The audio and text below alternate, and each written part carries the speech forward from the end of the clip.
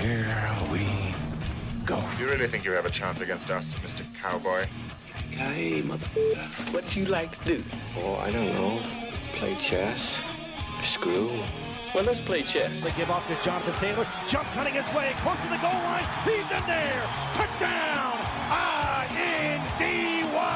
Jonathan Taylor. Wheeler finds Quan from the logo. Here's Halliburton into the front court. Mishandled it, but gets a shot. Hits it.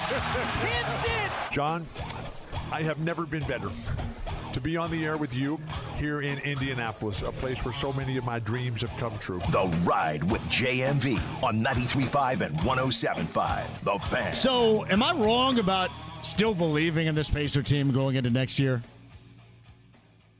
You were down Miles Turner going to Milwaukee, and Tyrese Halliburton, that is going to be done for the season, recovering from that Achilles injury. But am I wrong looking at the landscape in the Eastern Conference? And again, we haven't seen them play a moment. And we've seen so far a sprinkling of Summer League in Salt Lake City, and that's it. I mean, hell, that was just Philadelphia, I think I watched last night against OKC. Brooks Barnheiser, by the way, tomorrow of OKC's on the show. But is it just me in my outrageous beliefs that this team can hang? Can be a part of it? Now, are they going to challenge to the level in which we witnessed this past year? I don't think anybody's going to say that at all. I think that would be outrageously thought. But to be able to hang, that was the reason why I wanted to see this thing come back mostly intact. Because I believed in it. And I don't think it's an outrageous belief whatsoever. The fact that widely they have been written off is a bit of a head-scratcher. The fact that all of a sudden now people are talking about how this needs to change and that needs to change. Or I got to read this nerdery online all the time, how they should tank. The guys that toss out the whole tanking process clearly... And listen, incredibly low level for me, but I feel that I get it. And if I had the opportunity, if I were ever talented enough to play at a higher level, I can't imagine at any level thinking about going out there and feeling that it's okay to lose. Who teaches that? It's not okay. There's a reason why you're out there. It is called competition. I got news for you, too. Younger generation, you can take note on this, too. The older that you get, the more competitive, and I'm assuming a lot of you are already competitive right now, the more competitive you're going to get. Because, by God, your clock is officially ticking.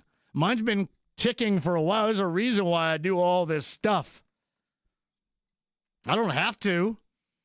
You know, I thoroughly enjoyed watching my grandparents settle in and be grandparents. I look back on my existence. Right now, I'm 55, and I don't know about my dad at 55. Who knows what the hell he was doing? But I look back at my grandfather at 55, and he wasn't doing that. It is stratospherically different. And it's not just generationally different. I just think it's how you're wound up. And that's kind of how I feel. I can't imagine when I read, well, these guys are going to tank and a higher draft pick and what? Yeah, I can really see T.J. McConnell buying into a tanking situation. You better trade these dudes. You better trade them all if that's the thought process here. These guys want to prove that they can play without some of the essentials. We all did. Any level of competition, whatever you played. How'd you feel when somebody went out? It was a bummer when they went out, but what'd you want to do? You wanted to pick up that proverbial slack. That's my expectation. Until further notice. You know, I understand that there are things that can be beneficial for this team, But I'm also looking at what's beneficial for everybody here. What's beneficial for everybody here is people you don't lose sight on what you really found in the past 2 years, once again, really the past year and a half. Because you weren't truly all on board until basically the postseason of a year ago. So the last year and a half, think about how much incredible basketball you have watched.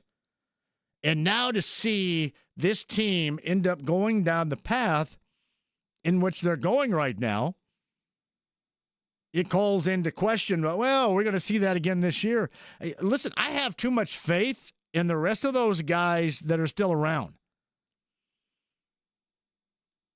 Think about the guys that are playing for something, too, like Benedict Mathurin. Benedict Mathurin got something to prove? Just a little bit of something to prove? Absolutely. Their clock's ticking, too. Rick Carlisle's clock is ticking. And, man, let me tell you, I would only imagine being a perpetual loser in my life. I can only imagine when you have that level of taste of success, what it feels like when it's no longer in existence. That would have to suck. Seriously, that would be a tough world to live in. If you're these guys and you have accomplished what you've accomplished in the last 2 years, I know a lot of people want to undersell it, but those people, for the most part, are complete idiots. They have accomplished a ton. It has been incredible the past 2 years, what they have done. It would be tough, I think, to get to that level and then have anything but the expectations of, and we all know how this team responds when it's what? When it's clearly the underdog. It was the underdog all the way through the postseason. It was written off during the regular season a year ago. It was a virtual unknown the year prior. They thrive in that particular environment. So why can't they in this? I saw this from somebody named Michael Scotto about an hour ago. The Pacers signed center James Wiseman. We talked about that yesterday. That's what Kevin Pritchard mentioned in his press conference. 2 years, $5.69 million. He gets $1 million and a partial guarantee, according to this Scotto person. James. Suspicious activity is detected. I just changed my password. I changed my password here more than I do my underwear at home, I think. It's already compromised? I think I'm compromised already. Oh, wow. People just look at me and go, you know what? If I'm going to compromise somebody, it's going to be that clown right here. That's the guy I'm compromising. So we shall see. I will reserve judgment on the pivot until we see it. Because what we talked about, is this team in general with a team effort. And I think everybody really, truly enjoyed that aspect of this group more than anything else. Did you not? It was the whole team concept. Because that's woven in the fabric of every single basketball fan. I said this and kind of grossed some people out going back a couple of months ago. It's like you slide right out of the birth canal, just like, woof, like the Zoom flume. And you come right out and you are taught to love basketball. And here's the team concept. That's what you're taught. It's about team. And this group embodied that philosophy. And it's tough to find anymore. It's tough to find on any level when you don't have serious possession after possession isolation going on, where it is up. And we've gone through now the era of, the big three, the big two. You got to have a guy like this. You have to have an elite player. Now you have to have two. Now you have to have three. In fact, we're celebrating the decision. You guys remember that 15 years ago? Hell, I think I was here for the better part of what? A month and a half. And one of the storylines around here I got to talk about at this time 15 years ago was the LeBron James decision. I'm going to take my talents to Miami because there's Dwayne Wade and Chris Bosh is coming in, and we're not going to win one. We're going to win two, and we're going to win three. And it was kicking and screaming for a lot of people around here, and that's when most of you said, well, that's why I like college. That's why I like high school. It's more of a team game, team orientation. That's what I like. That's what we're taught. But this Pacer team and Oklahoma City, they embodied what had been the absolute opposite over the past 15 or so years. Is teaming up, getting together. Think about this. One of the big reasons yesterday we talked about Miles officially signing with the Milwaukee Bucks. Remember when it was a big deal that the Bucks brought in Damian Lillard because they had a big 2, and if you counted at the time Chris Middleton, they had a big 2.5. And I that's not giving Chris Middleton zero credit. He was good. And they probably wish they hadn't traded him for Kuzma, as they did at the trade deadline a year ago. But they felt that they needed those to team up. They felt that they needed a head coach that has also been through the philosophy of coaching up a team when guys team up. Paul George wanted to team up. In fact, Paul George wanting to team up has helped both NBA Finals teams that we saw this past season get to the NBA Finals where he hasn't been. It's amazing, the philosophy now, but it is changing, and it is a team orientation, and that's how I view going in to this season.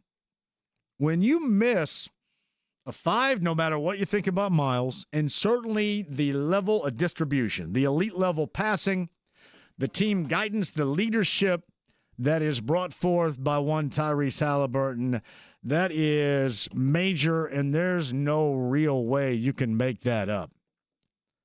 But you don't have to poof, go away in a cloud. I would not expect this team to do that. That is not at all how I view this team going into next year. And if you want to say, well, you're just the ultimate fanboy, then I guess so be it. I just have a deeply rooted belief, as much as I haven't believed in some things that have gone down with our professional teams around here over the years. This is something that I believe in. Now, to a degree, it's unfair to make this assessment, and I have, because sometimes I can be a bit unfair, was this past year, I wanted to bring everybody back. And a lot of you went kicking and screaming with that particular philosophy, but it did work out. This is different. This is not where you're at full strength. This is one where you're going to have to see guys play at a level, consistently at a level in which they've never played. I'll be damned if I sit here and I expect it. I don't expect Benedict Mathurin, assuming here, being thrust into the starting lineup is a bad thing. I chilled out and waited on this group to evolve this past year. There were some moments freaking out, I can't lie. You always bring up mid-December last year, I was at Tom's Watch Bar downtown. We were having a watch party for arguably the worst game ever played here in Indianapolis. And that's probably worse than that game you played with your guys when you guys were all wearing jeans outside once upon a time. It was Charlotte and the Pacers on a Sunday night. And me and Gina and Lindsay were all hanging out and having a great watch party. And then it all went to hell in a handbasket when the game started, because it was an absolute disaster. And you were basically a month plus in the season, and you started to wonder. But patience paid off. I don't know if the same level of patience will be given with the circumstances surrounding where they are this year. I'm assuming that if they don't show signs, or there is a level of disappointment, because I will say this, I think those that are running the organization, from Kevin to Chad to Ted, Rick Carlisle, I think they all expect more than the general viewing public and those that write about the NBA expect out of them. I think Doyle had a column kind of pointing to the fact that you should expect a little bit more, and frankly, I do. Remember with the Colts, there was a standard that applied back in what I like to reference as the golden era. And you thought that you were going to live through that standard to sequel. And then unfortunately, a lion's share of the Standard ended up bailing 2 weeks before the start of a football campaign, and that was that. And they've been chasing their tail, or the tail of that particular Standard ever since. The last thing you want to do is get lost in the shuffle. You want to continue to dictate terms. Long ago, the Colts stopped dictating terms. Long ago, IU Hoops stopped dictating terms. Now you see Purdue doing it more. I know it's difficult. It's easier for me to sit here and say it than it is to do it consistently. But I'm not going to lie to you. That's exactly what I expect with this group. It's what I expect with these players. It's what I expect with this coaching staff. It's what I expect with this front office. Because that's what they taught us. They taught me more than just, hey, look what you do. You're going to go to 7 games in the NBA Finals. I think this is taught us more. And, oh, you know what? Now everybody's screwed because you're down 2 players. Is it going to be the same? No. But can you still compete? Should that still be expected at the highest of possible levels? Absolutely. So whenever I see somebody talk about you got to tank this and what a great time to tank and lose games and, you know, some of these buzz terms from dorks that drive me nuts, like timelines and draft capital, what other nerdery that I have to hear all the time. Oh, yeah, the entertaining losses dorkery. Can't do it. Yeah, my expectations, and I think the pride that this group has created deserves a little bit more than that. We can talk that up at 239-1070 if you so desire. I am right here for you. I had the misfortune last night. It's been weird, right? Because we've been going through, it's been so much Pacer talk and NBA talk. You go through almost to July 4th and the holiday with the Pacers playing. Not there, but almost. But certainly it's still been a huge topic consistently. And normally by now, yeah, I'm talking about normally talking about the Reds losing by now. But I got to sit down last night and watch that product. That wasn't any fun at all. The Miami Marlins, good Lord Almighty. I was watching the Reds, and this is just one moment. And again, I agree. I haven't watched a great deal because it's been more watching hoop, and that's glorious. But there was one particular play where they were throwing it around. I thought that Tanner Boyle was out there playing. I thought, what the hell? Is Lupus going to throw it to home or what? Like Timmy Lupus was out there trying to lob that bad boy home. I go, what the hell am I watching? This is what I'm left with here. So, yeah, I couldn't turn it to the Summer League quick enough. Marlins and Reds, again, later on tonight. That was not a ringing endorsement for the present Redlegs last night. Cubs fans are really happy. That's fantastic. Cubs and Twins coming up later on tonight at 7:40. That's an interleague play. I absolutely hate every second we have to bring up the Cardinals. That sucks. The Nationals have a new manager, basically a new organizational leader. Nationals and Cardinals in St. Louis. Tulsa Montgomery, the pride of Southridge High School and Dubois County, had his debut last week with the White Sox with the big club. We got to get him on sometime. See if you can reach out to the White Sox and get him on. I know that we know a ton of people in Jasper probably could get a hold of his family, but he had a couple of games in his big league intro. And good for him. Now, I mentioned Brooks Barnheiser is going to join us coming up tomorrow. Oklahoma City played I know it's weird, right? So Oklahoma City beats the Pacers in 7 games, and now you're going to have somebody that's affiliated with OKC. But I will say this. It's interesting, the story here.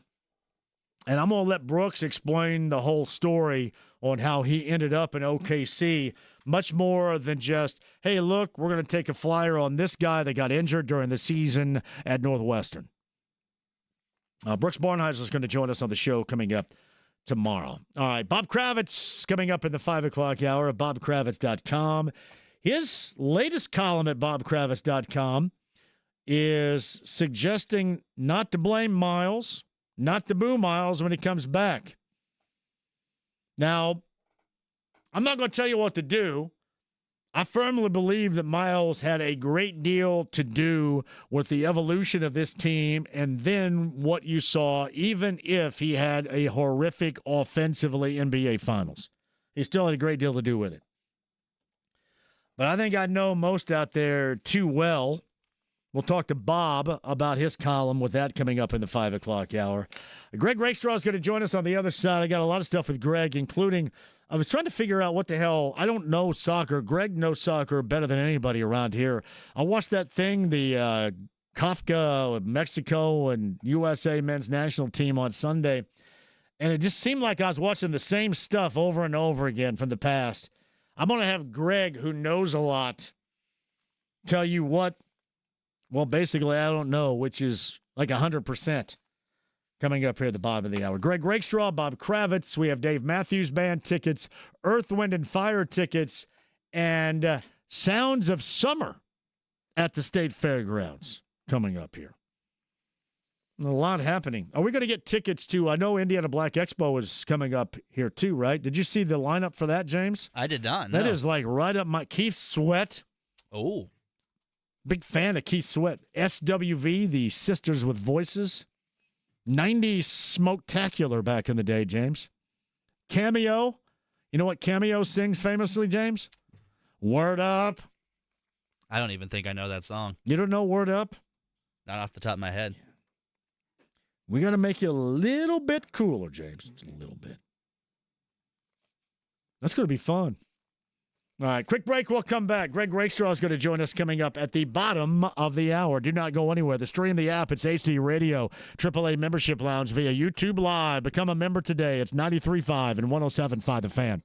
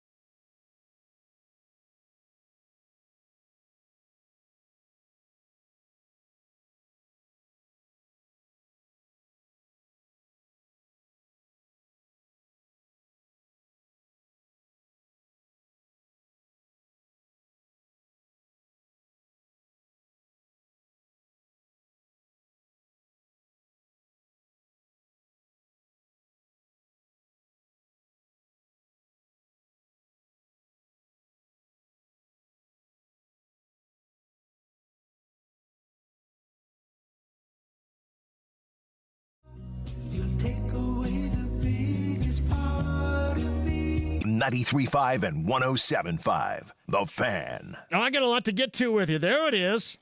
Ow. Another song they had that's famous called Candy, but this is Sword Up, James. You've never heard this before? I don't think so. I'm going to go to that show at Black Expo. There's going to be a hell of a time with Cameo. Sisters with Voices, Christopher Williams, musician and actor. He was in what film of 1990? New Jack City. I don't even know if I've You ever heard seen of that. New Jack City with No. Ice-T and Judd Nelson? No. Wesley Snipes? When Nino Brown? No? When I hear the word New Jack, I think of a wrestler. Man, I'm going to have to teach a class. Yeah.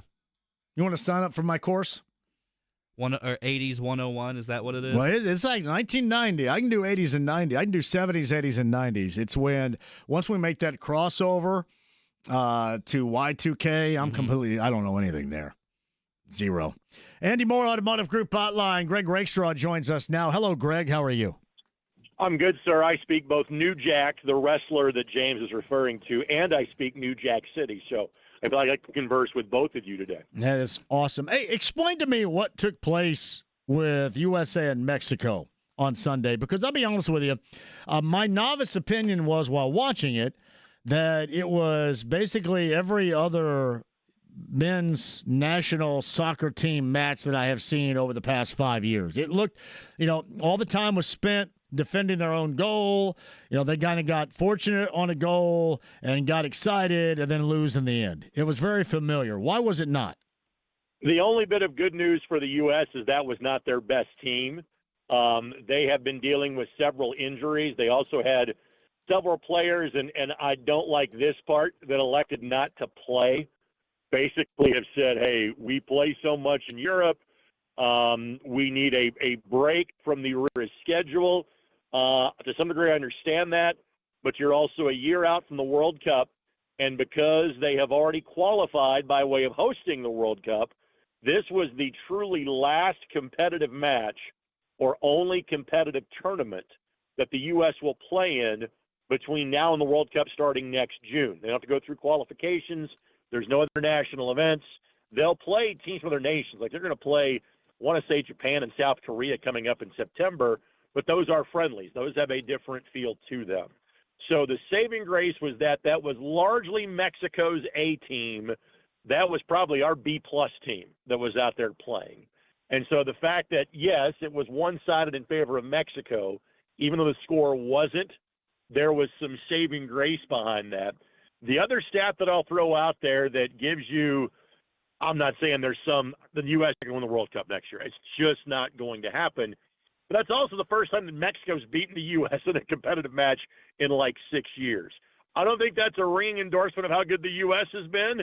That's also an indication of Mexico has been down at the same time as well. So the whole point of this Gold Cup for Team USA was frankly almost to kind of see, all right, of this group of players, who are guys you want to see in the next World Cup? Chris Richards, who had the goal, who plays for Crystal Palace in the Premier League. He is probably one of your center backs that's starting next year.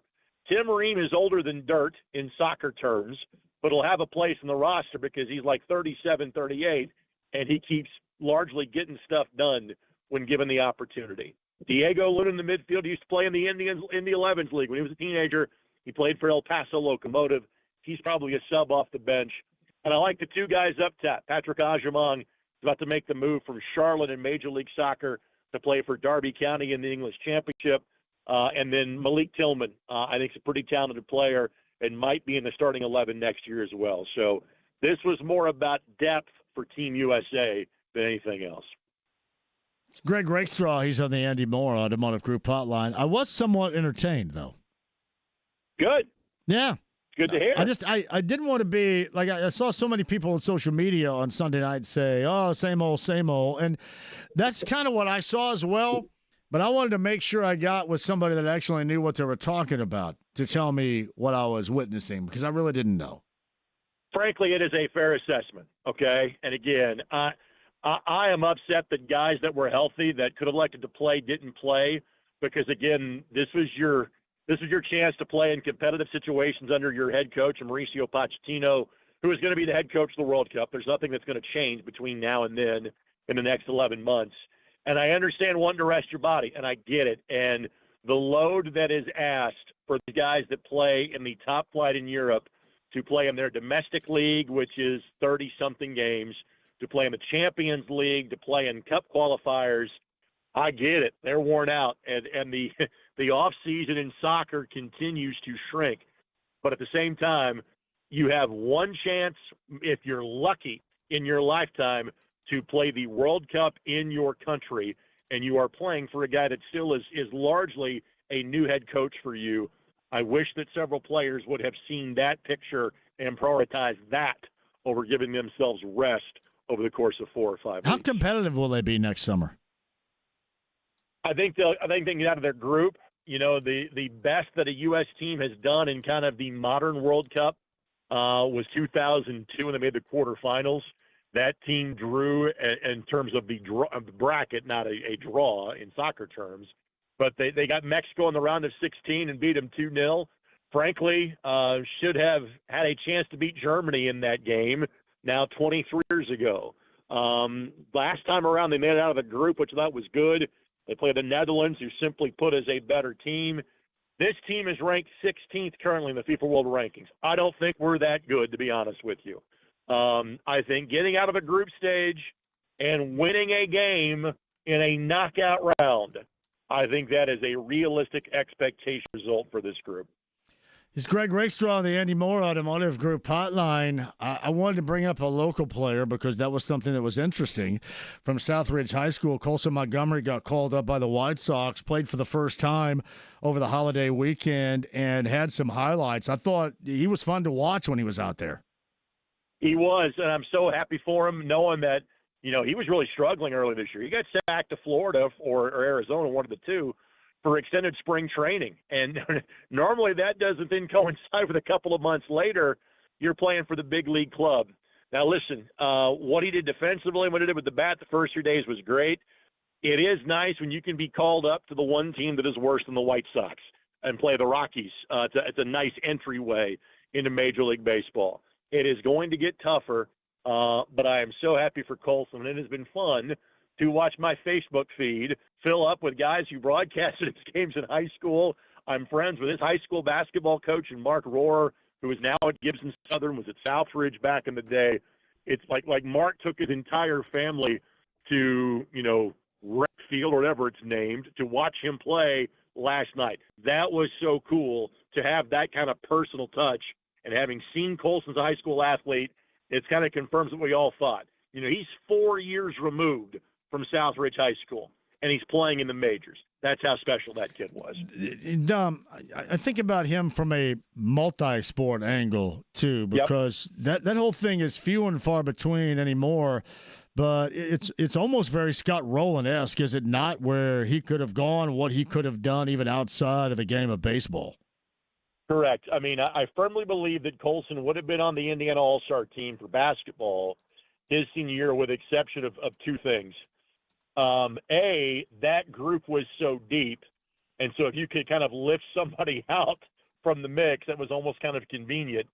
Secondarily, they knew he'd be playing baseball. In other words, Southridge was going to be in the state tournament while the Indiana-Kentucky series was going on. So he was that level of player from a basketball standpoint. And don't forget, he was the starting quarterback on the football team as a sophomore, and basically said, all right, I'm going to play two sports. I can't possibly play three. And for the injury risk, stop playing football. He was, you know, probably an all-state level performer in three different sports in high school. Hey, Greg, when's the next time you're coming in studio? I believe that I am I think I just inked a deal to be you next Monday and Tuesday. Go take a long weekend. Yeah, make sure you come in here on Saturday, because that's how long it's going to take you to rearrange your email with a new password. There was some sort of Okta thing I was supposed to do earlier, and I have concocted a new password, but I got caught up in something, so I may be abstaining from using the Radio 1 email when I get there. I've even gone through all that, and it supposedly worked, and this dumbass thing is not working in here. So good luck with that. You won't have your email until – folks, yes, go ahead. Tell if you want to email me, it's the joy of having a unique last name. First name, last name at gmail.com. You want to email me, that's how you get a hold of me. My email is not going to work till September, clearly. It is always so hilarious. It is. Greg Rakestraw is on the Andy Moore Automotive Group hotline. Hey, some things non-quarterback area that we think about as we near time for the Colts to report to Grand Park. Sure. I mean, there's the areas that were obviously addressed. The tight end position finally has a shiny new toy. The defensive backfield has been upgraded significantly. I'm not sure if I would point to that as the weakness on the team, but now I can point to it as a strength on the team with the signings of Ward and Bynum. The other question mark, again, the obvious quarterback is concerns 1 through 9, but this is the first time in years we have had concerns about the depth at the linebacker position because you've got, just basically a lot of inexperienced dudes, not named Zaire Franklin. He missed most of the offseason workload. Jaden Carlisle, a lot expected of him. He's dealing with an offseason, surgery as well. And so, and the counterbalance to that is, by a lot of indications, the linebacker position may not be considered all that important by Lou Anarumo. You may see a lot more. We saw a lot of nickel. That was the average. We may see a lot more dime in this scenario. And frankly, we're going to see a lot more aggression, which I think we all like out of this Colts team defensively. So, again, once you get past the, eclipse level blocking of the sun that are question marks about the quarterback position, probably the linebacker position that would come up next. Yeah, he's Greg Rakestraw. He's on the Andy Moore Automotive Group hotline. Of course, not too far away from the start of Colts camp. We're all going to be hanging out. I think the Vegas odds started at 7.5. It seems like it's been at 7.5 since, the last 10 years, I think, Vegas odds to start the season for the Colts? I miss the days of, and maybe this wasn't Vegas, this was like the Football Outsiders. Colts going to win 9.5 games this year. Right. BS. Bet that, and they fall out of bed and win 12 every year. I miss those days. You knew they were going to best that by a game or two.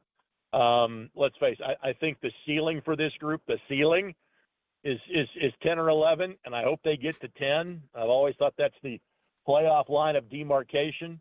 So that's what I am hopeful for going into the season.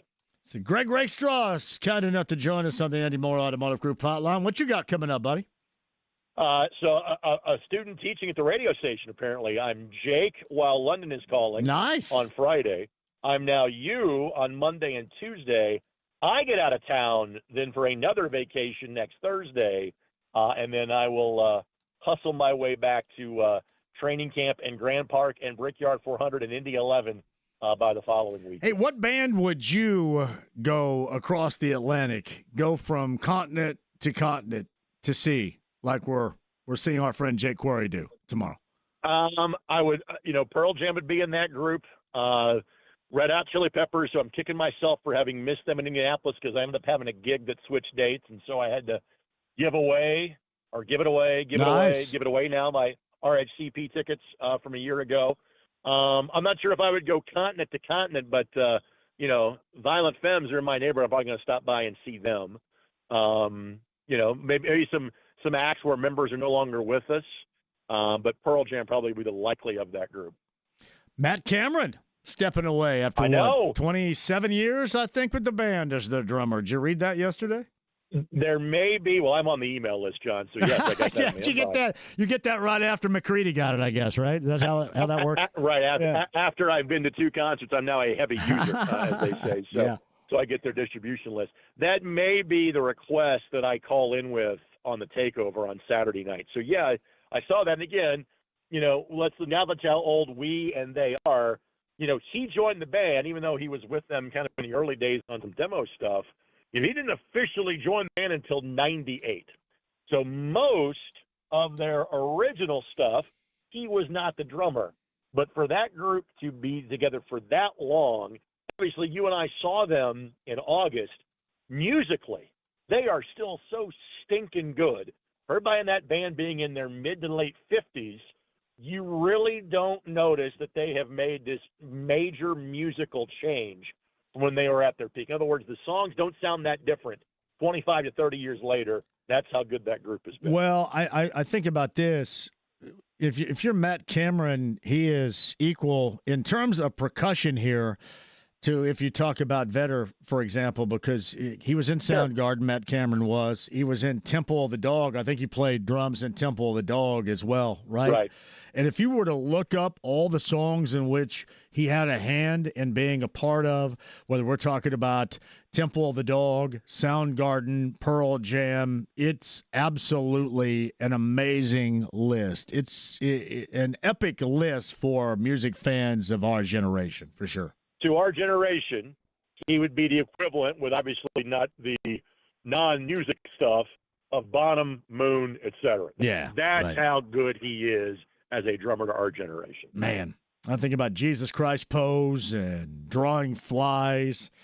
Oh, man, just some great stuff. Anything Temple of the Dog you asked me about, that's pretty amazing. Greg Rakestraw is on the Andy Moore Automotive Group hotline, and yesterday, I believe, marked the anniversary of the release of Alive by Pearl Jam, which was not Matt Cameron and an original Correct. on 10 back then. But, yeah. And that would be 1991, correct? Yes, it was. Okay. Very good. It was. Which means it didn't get to Lanesville until 1993. That's a problem we had as well. I do remember, though, this all kind of arrived with MTV and Nirvana when I was at Indiana State, my first year at Indiana State. So it was a pretty damn big deal back then, for real. So. Well, obviously, Nirvana, to me, had more of the pop culture penetration. Yeah. Like even though this would be released right before Nirvana and Nevermind, Nirvana was the thing you heard on more general radio stations first. And then you started to hear a little more Pearl Jam filtered in and things like that. But I literally remember at Aaron Mai's old employer, people may forget, I wasn't a weekday jock on X103. I did have the weekend show. I was on before Dave Dugan, so I called my show Still Drinking Sunday mornings. And I remember God bless him, and he's going to join me on Friday, actually. Track dude Michael Young is going to be a guest of mine when I'm filling in for Jake as he's trying to avoid baking out in the Iowa sun for the weekend for the IndyCar Series. I remember he and Edsel Ferrari, a.k.a. Scott Jameson, sitting in a meeting, this would be like 98 or 99, and saying, well, we are seeing the alternative cliff in terms of radio stations, other markets. Good news is we're in Indianapolis. We can ride this up another year and a half. And dang it, literally we're like, the ratings didn't fall off until 2000 in Indianapolis. So, again, it was memories of a really fun time. Greg, I appreciate you. Thanks for sitting in for me next week, too. I'm just glad that, even as skin you need some time off. So I'm happy to provide those opportunities for you. Thank you, brother. I appreciate you. See you, pal. So Greg Rakestraw on the Andy Moore Automotive Group hotline. That Sunday morning show he was talking about, James, was called the Hangover Cafe on the X back in the day. Quick break. We'll come back. A lot more for you, including Bob Kravitz. And more of my thoughts I want to open up with as far as the expectations of the Pacers are concerned this season. 93.5, 107.5, The Fan.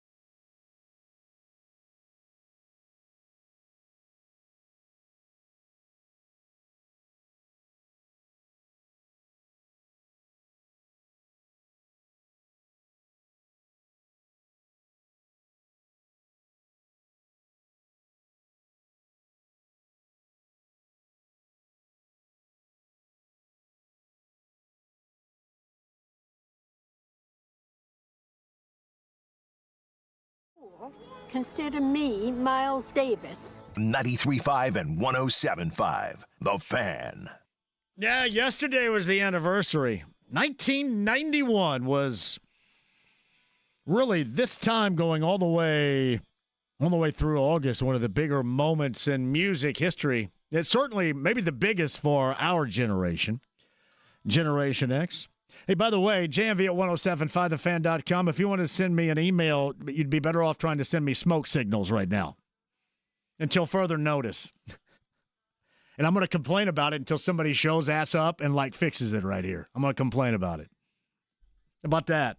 That's what you have to do. Yes, thank you. Some smoke signals, and I'll get what you're saying if it's about the Pacers or the Colts or whatever. Carrier pigeon. Carrier pigeon, yeah. Tie it to a pigeon's leg and then have it fly over to me, whatever is necessary right here.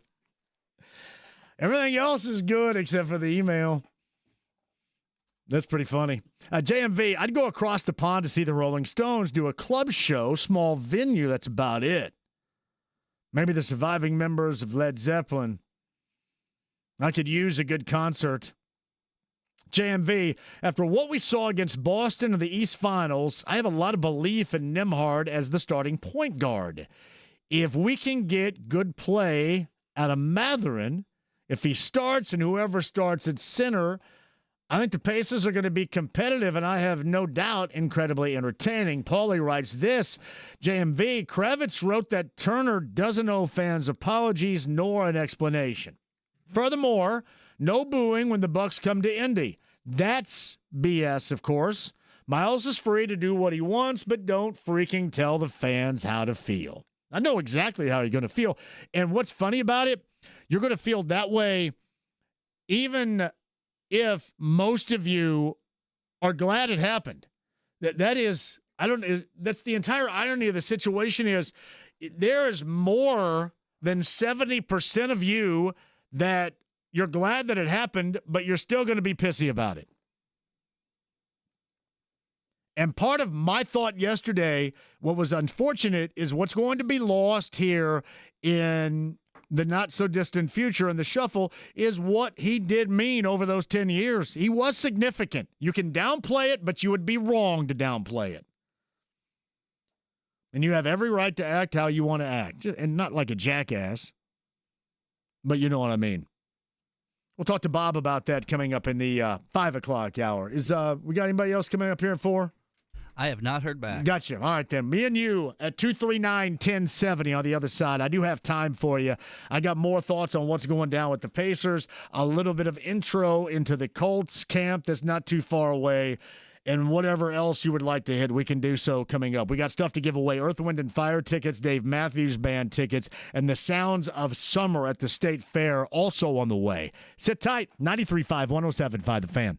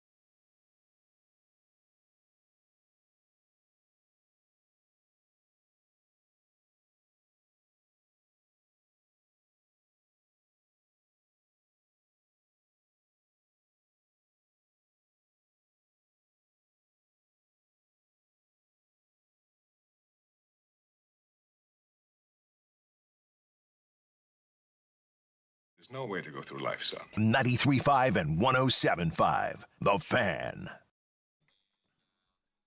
Oh, this sounds like Earth, Wind, and Fire. Earth, Wind, and Fire. Is that the 23rd on a Wednesday of July, I believe, right?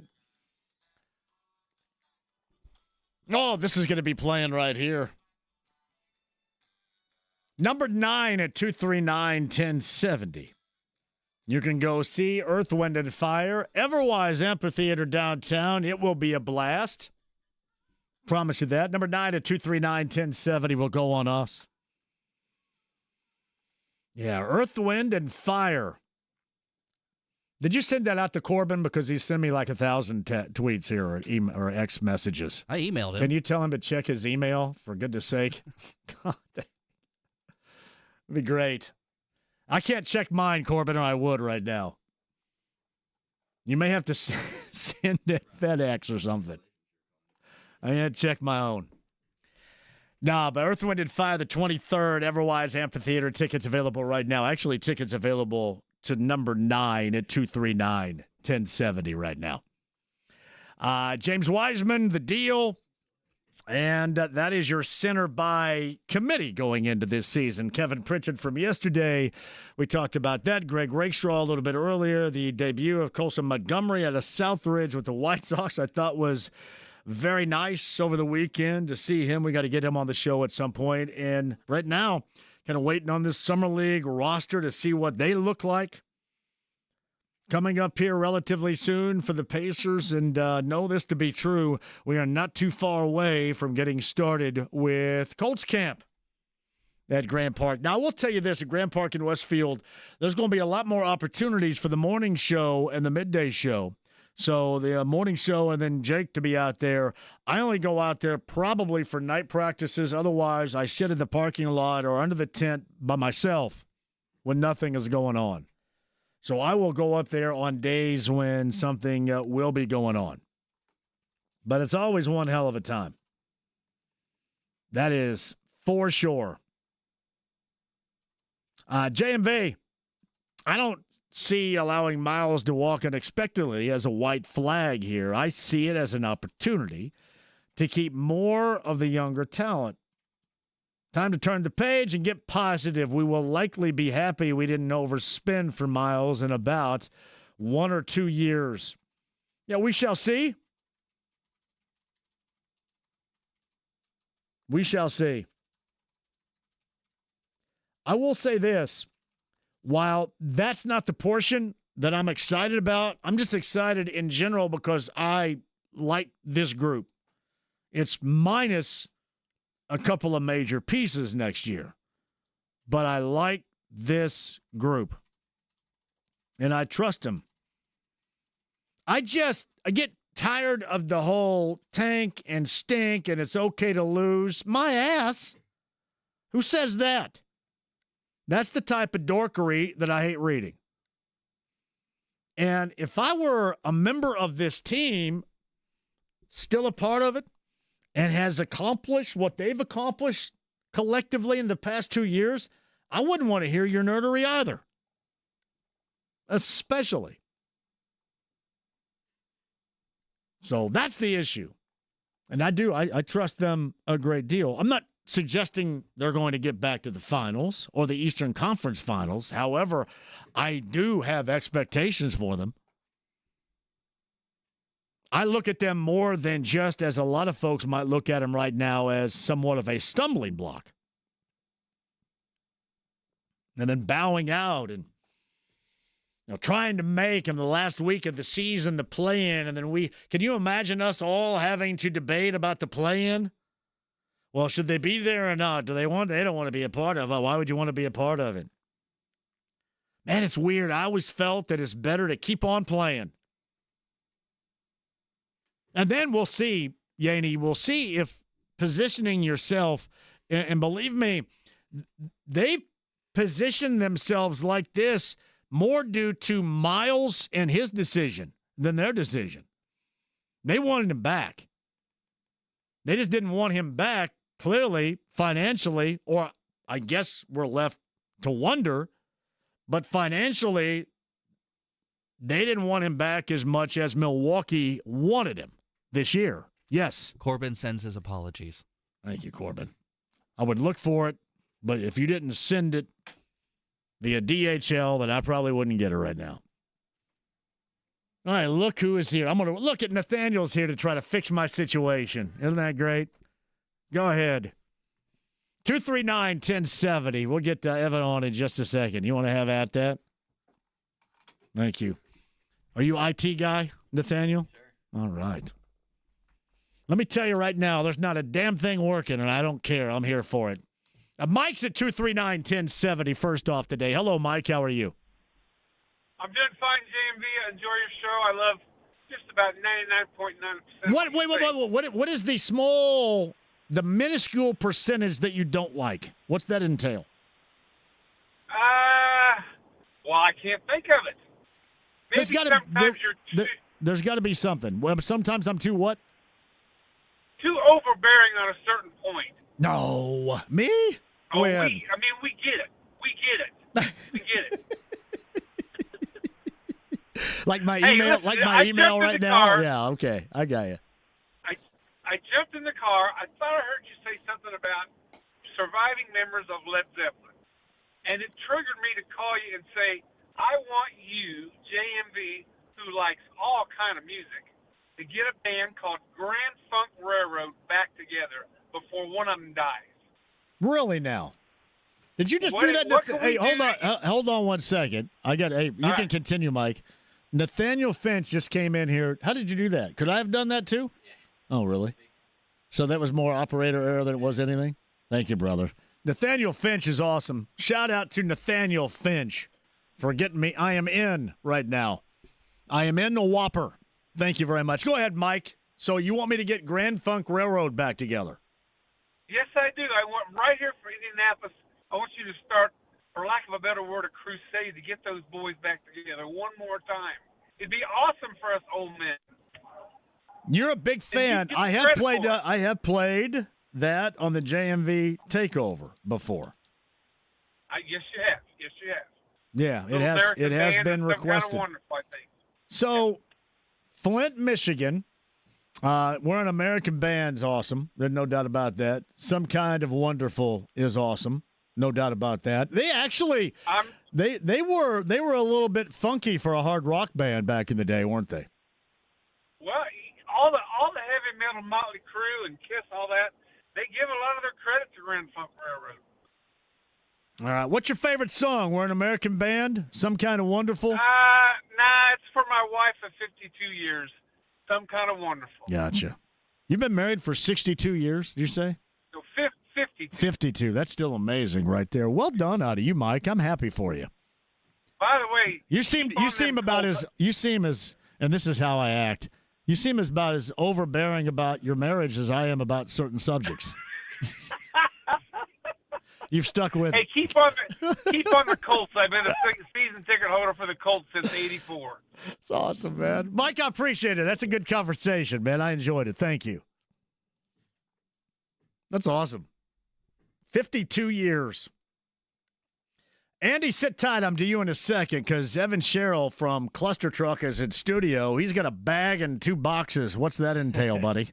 Yeah, we got the salmon and roasted veggies, and for James, I'm always just scrolling through the menu, seeing what I think looks good, for me at least. Yes. Hand-stretched pepperoni and sausage pizza today, house-made red sauce, and then also our hand-stretched cheesy bread, house-made garlic butter on the spread there. I am down with that. Tuesday's his favorite day of the week, Evan. Yeah, hey, it's one of my favorite days of the week, too. How could it not be? All right, Fan, right? Fan, is the promo code, FAN. An order of $25 or more to clustertruck.com will net you a $5 worth of savings. What, besides what we have right here in studio, is on the menu later on tonight? Oh, man. Honestly, whatever you're craving, Cluster Truck probably has it, and it's probably made very well. Lazy breakfast burrito, one of my top go-tos lately. I've been doing the build your own burrito with carne asada on there. Mm-hmm. That is very good. Jake is a fan of the quesadilla. Jeff, the Korean beef and broccoli.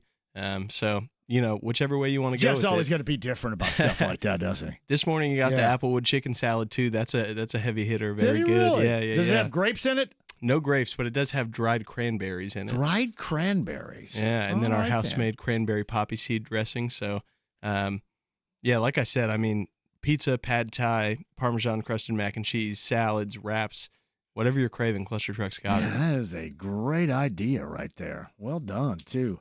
So you got me the salmon. Got you the salmon. How has this not become the JMV meal for Cluster Truck just yet?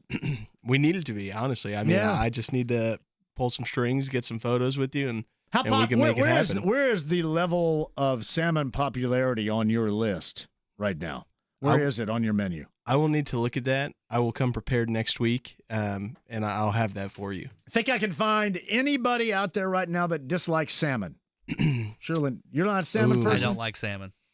My grandma used to make salmon patties, but that was different. It was like the canned salmon. It said pink salmon, and and then I think was some breading. No good. I didn't dig the salmon patties back. I did not eat the salmon patties, but grilled salmon I'm eating. Why? What's wrong with salmon here, James? It's too fishy. Tastes too fishy, like the ocean. I don't know. I don't like a strong seafood taste. Well, it could That's come fair. out of That's fair. Yeah. Where do they catch your salmon? Do we know? Another thing I'll have to research I'm for you just for next curious. week. Where do they catch Yeah, I'll have to research that for you next week. I know we used to have walleye on the menu, and that was caught in the Great Lakes, Lake Michigan, Lake Superior. I gotcha. So Now I will say I do like spicy tuna rolls from sushi restaurants and stuff like that. Okay. That's okay. You got any tuna stuff on there? no tuna just yet. No tuna. Maybe we'll have to work that in. Yeah. Now, I'm looking at your menu, and I see Memphis dry rub bone-in wings. Yeah. Those? Next week? Next week. All That right, might I be got something. you. Yeah, Memphis dry rub bone-in wings, and we smoke our wings in-house, and then they're fried to order. So, You're really? yeah, very good. Man. Very good stuff. I always look back here in this second producer booth, see some head in there. I need to bring an extra order for that landed in there right now. Yeah, he made me sick back in early June during the Pacer playoff run, so he gets nothing and likes it. It's only fair. Actually, I don't know if he did or not. I just blame him. I'm always blaming somebody. Well, it's his fault, so I'm sick. But no, you can blame it. Yeah, he would probably dig that next time. Yeah, no, I always feel bad bringing the food in and seeing He them produces in there, so. for Tony Katz in one of Tony Katz's shows, and then I think he does Trackside, right? He does Trackside for Travis and Kevin. So very nice. He produced the show that did the whole Burger Bash. Oh thing yeah, for you guys yeah. Okay, which cool. went over well. Close ties, yeah. Do you guys do hot dogs or anything like that? No hot dogs. Hot dogs? Nate Spangle, if you're familiar with him, he's a local influencer. He's trying to get us to get a hot dog on the menu. Wait a minute. Let's talk about local influencer here. What's this Nate Spangle and he influenced? What's he influencing? Yeah, Nate Spangle, he is like an Indiana, like tried and true influencer. Anything Indianapolis or Indiana as a whole, that's the man to go to, Nate Spangle. And he's got a podcast. He's a good guy, not a dork, though, right? Oh, he's a great guy. Okay, Yeah. no dork. Nate Spangle is not a dork. He's actually the wrestling coach for local high school. I'm not going to blow up his whole spot. I'm not exactly sure what high school it is, but yeah, check out Nate Spangle. Nate He's Spangle. the man, and Shout he does a out to lot of Nate. promo for Cluster Truck. So shout out to him. Oh, really? Good for him. Yep. The influencer. Yeah, and he does the Get In pod as well. Indiana. He just had Carson Steele, my man Carson Steele, on the podcast. Big Carson Steele. See, I wouldn't suggest you put alligator on the menu. No. So, with Carson Steele. He's about ready to fire back up with Kansas City camp, I would assume, here relatively soon. I believe so, yeah. Product. So he's been out and about, I know, in the CG area. Hey, the areas in which you hit with Cluster Truck at clustertruck.com, Evan, tell folks. Yep, everywhere from Fountain Square through Carmel, out east to about Little Flower, out west almost to Speedway. We got some cool events coming up, partnership with Run Through 17. So in a couple months, we'll actually have a night out there in Speedway where we're delivering to them for Run Through 17. And hopefully in the near future, we have some franchisees coming on board. And we'll open up in that Carmel Westfield area. We get a lot of requests for the Greenwood area, so hopefully we'll serve that in the near future as well. Mike was really critical of me at the beginning, saying at least a smidge of me goes over the top on some things I believe in right here. I think Mike's absolutely right. I mean, It's your job, right? Yes. You kind of have to do that. Well, go ahead, James. You're going to say something? Well, I was just going to say it makes for good content. It does make for good content. Speaking of content right here, what would Nate Spangle, the social influencer, take from Benedict Mathurin posting a picture of him dunking on Miles Turner in a Pacers practice?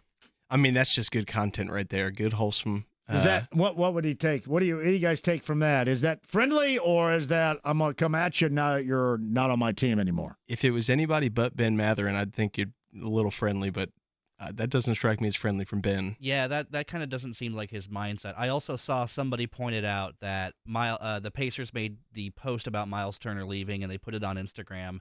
And apparently, I haven't checked this, but apparently none of the returning Pacers liked it. So whatever that means, there you go.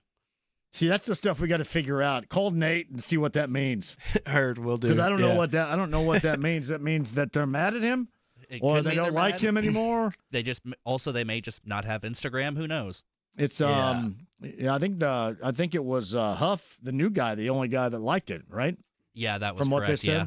Can you imagine the world I'd have to live in if I had to follow that nerdery every day? That's a tough look. I don't think I could do it. It's like the sports version of e-television or whatever it's called. It's like, I mean, it's bad enough. TMZ. It's bad enough when everybody tries to read everybody's body language, right? And now you got to read what somebody means by not liking something on Instagram. Mm-hmm. We need to get the 107.5 social team to edit your face onto Ben right there, dunking on Miles. I think. Yeah, that'd be a good great, post. right there. Yeah. So I think the Mathurin thing is more fun-loving than anything else. Oh, you think so? I do.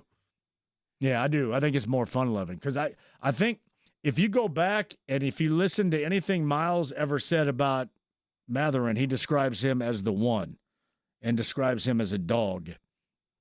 So I think that's more for fun than anything. But I'm sure a lot of these dorks are going to take a different directions here. That's why I need I need some kind of, is there like a dork dictionary or encyclopedia that I can follow here?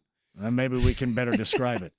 Has anybody got a dork encyclopedia? You know, the dork dictionary I don't think exists. It's but not. We It can should. make it exist. I mean, there's an urban dictionary, so why not a dork dictionary? It's a good idea. JMV presents the dork dictionary. Dork dictionary right here. ClusterTruck.com. Evan Sherrill's in studio. The salmon and the pizza and the breadsticks for James. The salmon is for me. FAN is the promo code, clustertruck.com. You utilize that, for example, tonight because you don't want to cook. $5 off a $25 order or more, correct? Perfect. Yep, totally correct. $5 off with code FAN. You can get it at clustertruck.com or download our app.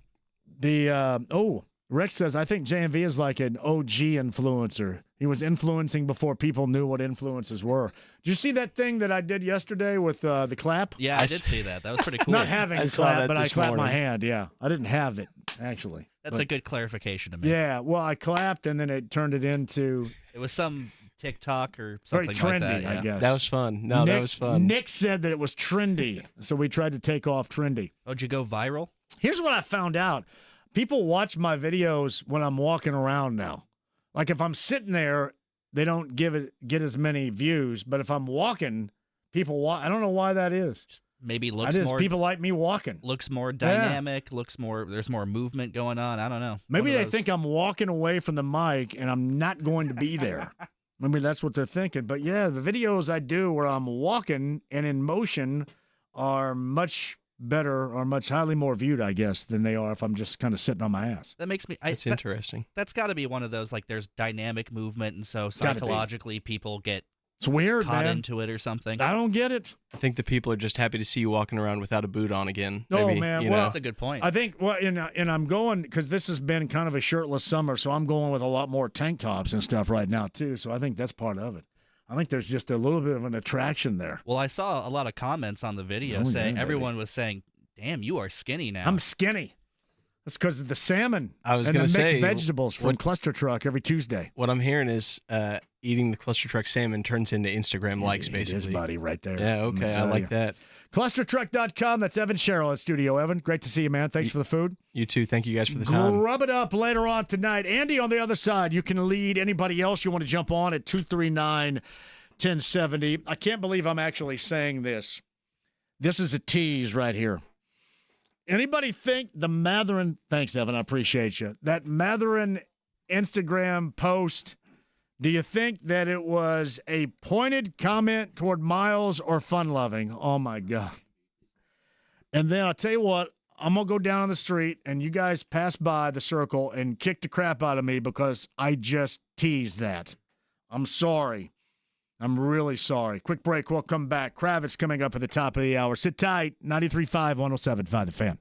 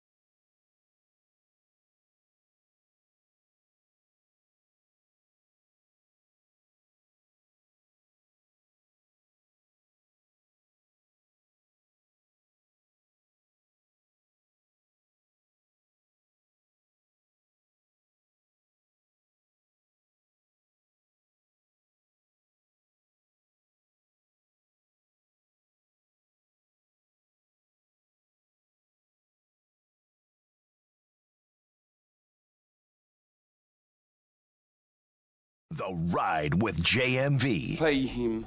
Pay that man his money. 93.5 and 107.5. The Fan. Hey, we got Dave Matthews Band tickets to give away a little bit later on. I got this reminder for you, too. The 93.5, 107.5. The Fan Invitational Golf Outing presented by Franciscan Health. Are you signed up yet? Seriously, are you signed up yet? So, I mentioned this. Actually, Kevin Bowen was the first to mention it.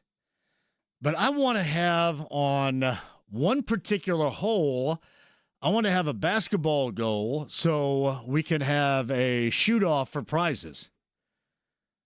And even though I want you guys to win, because we're going to be giving away a lot of stuff, a lot of great stuff to win, great food and drink at the Legends Golf Club in Franklin.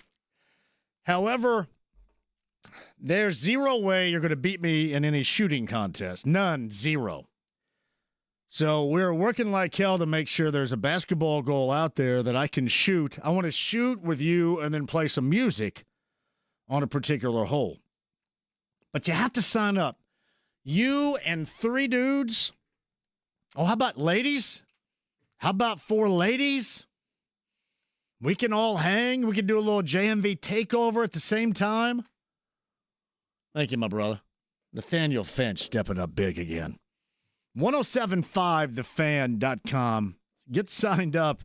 It is awesome with Franciscan Health making a meaningful impact while enjoying a fantastic day. At Legends with our good friend Ted Bishop. 1075thefan.com. Yeah, I know you guys can all. I know everybody's thinking out there right now, James, yeah, you know what, I can outshoot. Yeah, you can't. No, you can't. It won't happen. I mean, if you played professionally someplace, maybe. But maybe in golf, yes. Outdrive me, I'm sure. Outputt me. But to outshoot me, And we'll do a little bit of JMV takeover out there as well. I'll shoot and then play music. That's what it's all about.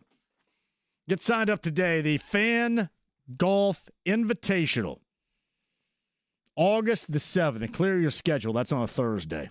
Begins at 10 a.m. The Legends in Franklin. Cannot wait to see everybody down there. It will be beyond festive. Promise. Alan Stanley writes this. JMV Miles is 29. In 4 years, he's going to be 33. People at greatly declining the age of 33. It's like the next breath they say after you go after Al Horford. So I'm assuming, Al, you think that Miles is a jump shooter, a three-point maker. So I'm assuming he probably has more time than 33 in him. And it's not like he's going out there and he's a glass eater or anything like that. And let me tell you this. Defensively, this is what everybody is going to conveniently forget. Because everybody points at the blocks column. If he doesn't have blocks, only has one block, he's not doing his job.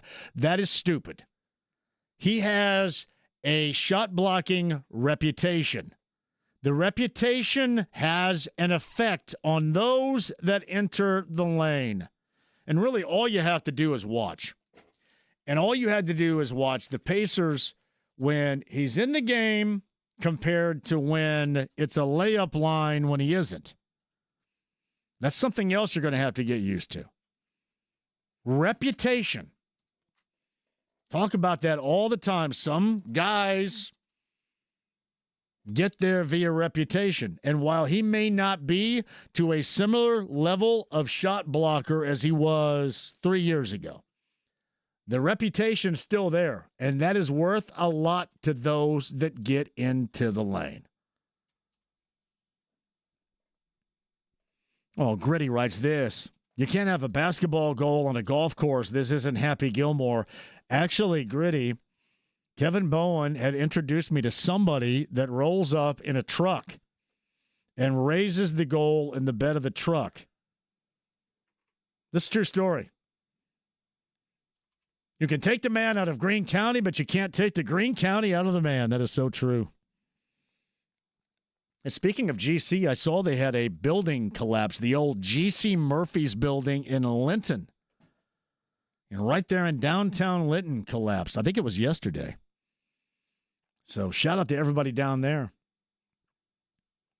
It was a decades long, probably more. I mean, much more than that. I don't know how many that goes back.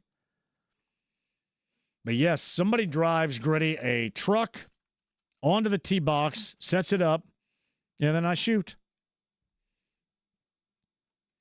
And I don't think it's going to be like the county fair stuff. Is there a county fair going on right now, like Morgan County Fair? And we won't have an oblong rim or anything like that.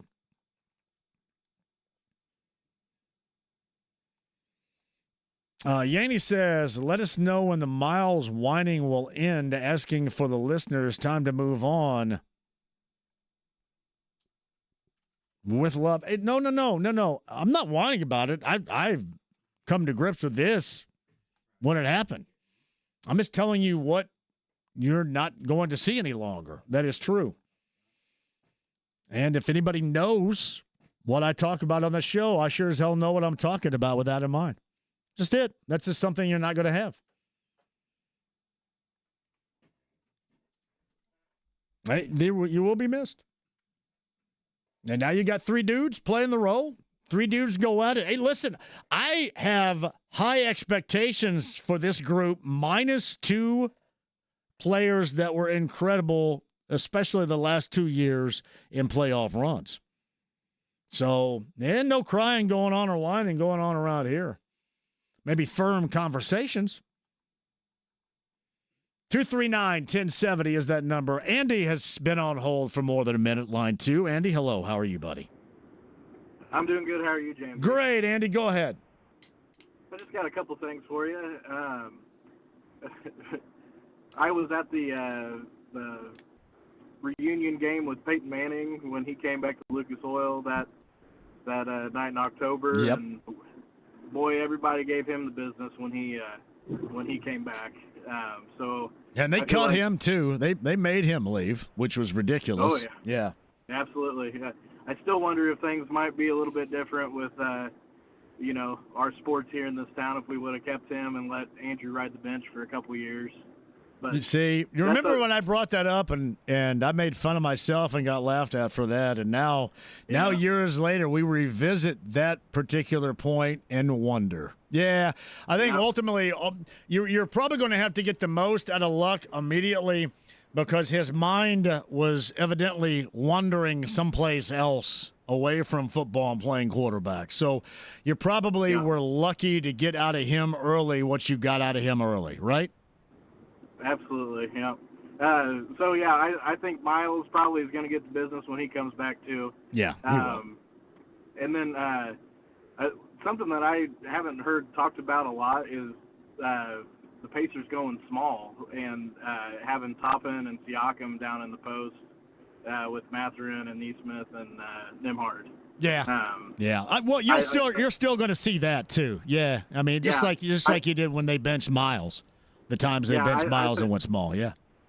Yeah, I think if you're missing that rebounding anyways, then why not just go small and have all your best players out there? Do you think that they play at a similar tempo the entirety of the game as they did? And this is more of a Halliburton question than it is anything else. Without Tyrese Halliburton and with assuming here Nembhard as the starting point guard and McConnell as a backup point guard, and then whomever else if they decide to add anybody else or who might get clock in that capacity, do they go at a similar tempo or do they back off of the gas pedal a little bit? I mean, I think our team is one that is just such a plug-and-play team that I think we – the pace is what makes us special. And, the only caveat to that is that I do think that Mathurin, he's more of an ISO player, so that might slow things down a little bit, but I think he's going to have a breakout year as well. No, I trust that there's going to be a major focus in evolving into what more people expect for him this year, too. And I just – the only thing that you think about is obviously guys getting dinged up over the course of the year, and they're not going to be as good as what you would expect an Eastern Conference Finals type of team. But to think that they're going to maybe sniff a play-in experience, that's not my expectation for this group at all. No, I agree with that. 100%. I think that they're going to be a team that can make a run. We didn't expect them to get to where they went this year, but I think the expectations for this group can still be, having a pretty good playoff push. Andy, I appreciate your call. You do that anytime. Thank you. Thanks. Our good friend Derek White writes, the only way to have a basketball goal in the golf outing is to have the Pacers or the Fever sponsor a hole. Are they a part of it, either one? Have you ever received any feedback from the Fever about ever getting anybody on? Have we asked? I don't think I've ever gotten a reply. Cool. Well, that seems good. Hey, here's what we have. We've got this basketball-loving guy in the afternoon. Never get back with him. Good idea. Yeah, the basketball-loving guy in the afternoon on your flagship station. Just never get back with him. Good plan. Wonder why that is. Now, much like me trying to crack into my own email, was that more operator error? Is it operator error here by me? Well, in terms of not getting a response back? Yeah, I mean, is it me? Is it me and my attitude? I honestly, I couldn't say. I mean, we had Lexi Hull on once upon a time, and she was on the training table. Yeah. Remember? Yeah, exactly. And I feel like you especially haven't ragged on the Fever as much as you've ever ragged on the Colts or on the Pacers, and they still get us people. Come on now. Well, I mean, the Colts do. Well, I mean, and I have a relationship with Chad, so Chad comes on whenever I ask Chad to come on. That's nice, but the Pacers are equally difficult too sometimes, which is I don't ever understand that. And again, there's no bigger lover, watcher, and soaker upper of basketball than me right here. What a great resource. It is an oddly. Why would you half-ass that? It is an oddly inverse relationship into the amount of criticism we dole out versus how much they're willing to put people on. Like Matt Conti would get somebody on right now. Yeah. Like Chris Ballard walks by and knows I just ripped his ass, and he walks. I mean, say what you want about him, he comes right on. Ask if I'm going through a midlife crisis, which I thought was really funny. I forgot about that. That was great. That was in February, too. I can't imagine what type of crisis he thinks I may be going through right now. I actually thought that was one of the better things ever said to me right there. Well, I thought that was good. It's almost unfortunate he didn't see you with the boot and everything, because he would have had something good to say there, too. No doubt about that. Southside Jeff's on line 3 before the break. Jeff, hello. How are you? Hi. Thanks for having me on, John. Sure thing. Can I ask you, I'm trying to check my memory bank. I was going to ask you about the 1990 Reds that won the series. Let's do it. I was trying to think of players that I'm just coming up short. I mean, I got Sabo at third and Barry Larkin at short. Yes. And Eric Davis in the outfield. Yeah. Paul O'Neill I'm a big fan of. Yes. And the Nasty Boys, Ron Dibble and Myers. And a starting pitcher. Jose Rio. Danny Jackson. Tom Browning. Tom Browning, who I remember. The other guys I couldn't. The late, great Tom Browning. Billy Hatcher had just an incredible postseason, if you remember that year. Glenn Braggs did some right field play for them as well, if you remember Glenn Braggs. What was out there a little bit, too? Paul O'Neill had a cannon for an arm. Paul O'Neill was awesome, and that was probably their defense. Their defense was as good as anybody's. They had timely pitching, and certainly once you got into the late innings with Charlton and Dibble and Myers, they put it away.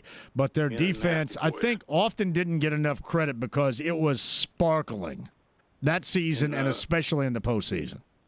And like O'Neill went on to the Yankees and won countless World Series. Yeah, that was for Roberto Kelly, one of the worst trades of all time. So, yeah.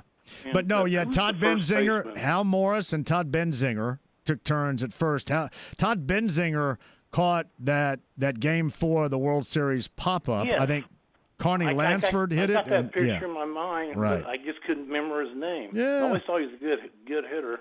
Yeah. So And they had a good combo. I can tell you almost the starting lineup is 75 and 6 teams.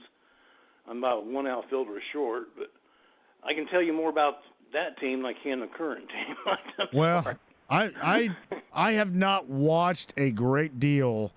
I sat and watched last night, and then they went through, speaking of defense or lack thereof in this case, they went through an episode where it looked like Timmy Lupus of the Bad News Bears was out there trying to do some things. It was awful. So, I'd watched them a couple of times, but I hadn't watched them as much as I did last night, and I don't think that was a great experience to watch them last night. It was a mess. And I got one thing I wanted to ask you. I know you love basketball, and you go out and you play in games and stuff, but have you ever played the Hoosier Gym? Because I know they rent that out. Okay. Yeah, I do. I've had a group that has gone over there before, and, yeah, I have played. It is very reminiscent. I grew up in Greene County, as everybody documents all the time, but there was a gym in Worthington, Indiana, that is exactly like that one. So it's where the old Worthington High School was. But, yes, I love the Hoosier Gym. Yeah, I grew up in Knightstown, so yep. I still enjoy going over watching grade school games and stuff like I'm pulling up from half court on that bad boy, let me tell you. That's a short half court. Yeah, it is, buddy. It is. I appreciate it, man. Thank you for the call. You call anytime. Oh, thank you. Bye. I love reminiscing about the wire-to-wire 1990 Redlegs right there. Bring that up. Well, Billy Bates had a moment. Joe Oliver had a moment with Billy Bates scoring. A lot of stuff right there. Glenn Braggs and Carmelo Martinez to right field. Glenn Braggs breaking his bat over his back on a swing and a miss. Epic stuff right there. All right, quick break. We'll come back. Bob Kravitz, top of the hour. His latest is, hey, Yaney, Bob Kravitz is going to bring up Miles at the top of the hour as long as that's okay with you. It's 93.5 and 107.5 The Fan.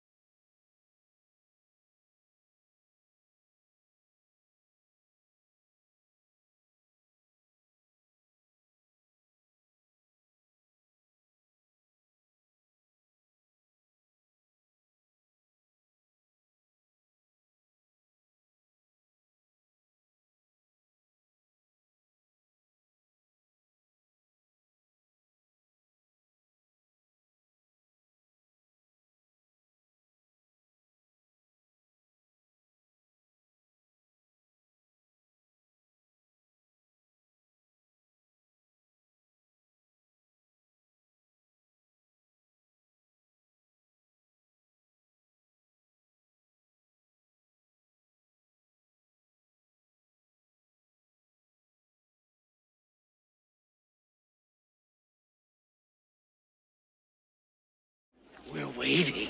93.5 and 107.5. The Fan. Now we got Sounds of the Summer at the Indiana State Fair. Who would like to go? I explained it yesterday. It's fun. Anything out at the Indiana State Fair is fun. Yeah, check that out and be a part of it right now. Number 9 at 239-1070 is going to be a winner. The Sounds of Summer at the Indiana State Fair. Check that out. Bob Kravitz is going to join us coming up here at the top of the hour. BobKravitz.com. Yeah, no locations this week. Next week, I believe twice. Behringer's on the south side on South Meridian coming up on Wednesday. I love Behringer's. That goes, I think the first time, and then the last time we were there goes all the way back to April. And what a fantastic time that was. We're back next Wednesday to Behringer's, and then next Friday as we get into the WNBA All-Star Weekend, we're going to be at O'Reilly's. That is going to be with me, and I know that our good friend Brett Halverson is going to be there. From what I have been told, Sydney Parrish, the former Hoosier and Miss Basketball in the state of Indiana, is going to join us as well. She's doing that podcast with Tricia Whitaker. We talked to them both last week at about this time. And I think Cindy is going to join us coming up next Friday. That's next Friday. Now, next Monday and Tuesday, I am going to be out. Greg Rakestraw is going to be in, which is awesome.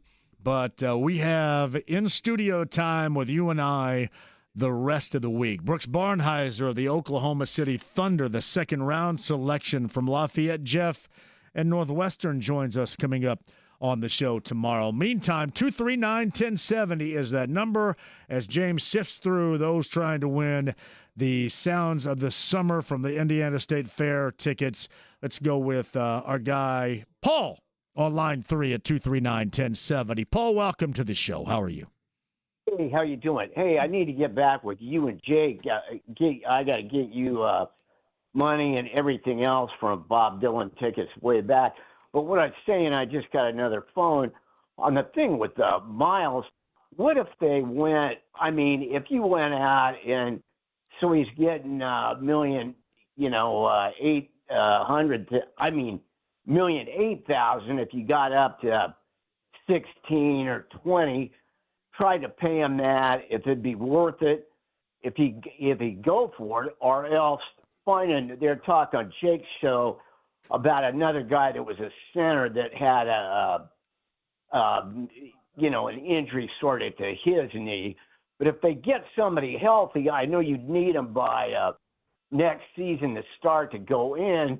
Do you think they should try and pay Miles a lot, or do you think they should just go with somebody else? Are you talking about the Bucks? Yeah. Oh, the Bucks, they're going to try to cobble together something. I just don't know what they can do. They're pretty financially strapped right now. If they went up, like I said, if they went up to 116, 118,000, million, to see what they could get for it. Or I was going to ask you, unless you would know of somebody else, they'd have to get them by start of next year that could play, I think I think I know where hey, Paul, thank you for the call right there. Ryan Rollins was a guy that they had initially, remember, 2 years ago, and they had brought him back. But it's going to have to be players that I'm assuming are on the downside that are interested, and it's not going to be anything that's going to interest too much. You're kind of looking at it until further notice. Paul, thank you very much. Trackside, by the way, is later on tonight. Dixon, Pillow, and Lungard. Those were the podium results at Mid-Ohio this past weekend. Kevin have you covered coming up here later on tonight. That is Trackside. That begins at 7. Bob Kravitz at BobKravitz.com. Your calls and Dave Matthews Band tickets all on the way in the 5 o'clock hour. Don't go anywhere. The AAA Membership Lounge. YouTube Live at 93.5 and 107.5 The Fan.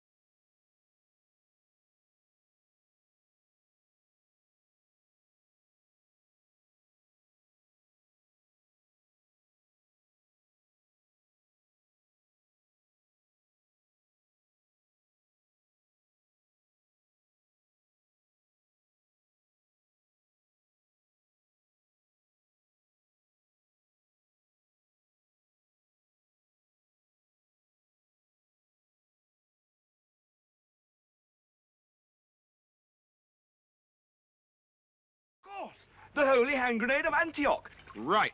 1, 2, 5. Freezer. 3. 93.5 and 107.5. The Fan. Oh, Matt Cameron on the drums for Soundgarden right here, James. 27 years as the drummer with Pearl Jam, Matt Cameron has done. This is the early years, I believe, from Bad Motorfinger, right, and Soundgarden? Oh, the great voice right there, the late, great Chris Cornell. Maybe, arguably, certainly one of the most unique voices in rock music of all time. Oh, definitely, yeah. Him and Lane Staley are up there for sure. Is that voice up there? And I know that it's multi-generational here. Is that voice up there with Plant? That's a good question. Would you put Cornell with Plant? I would probably put Plant higher up than Cornell because I Soundgarden is okay to me. I've never been the biggest Soundgarden fan, but I do like Led Zeppelin, and Plant is definitely up there. But Cornell's he's up there for sure as well. God, I love Bad Motorfinger, though. What a great album that is. Shout out to Steve Bodner. Steve Bodner, James, invited me to play at Pickle on Penn. Pickleball, I'm assuming? Yeah, Indy's best-rated pickleball facility.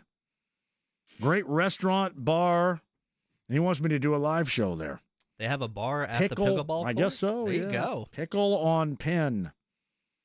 That sounds like a really good bar name in general, Pickle on Penn. Pickle on Penn. Thank you, Steve, for that. You reached out. Caitlin Clark, the plan is, according to many across the social media landscape that covers the Fever, is to play against the Valkyries of Golden State. That is a noon start tomorrow. Tip time's at noon. There's no Jake with Query and Company. I have told Eddie Garrison to stretch out the post-game show as long as possible, but I may start before 3 tomorrow, just so you know.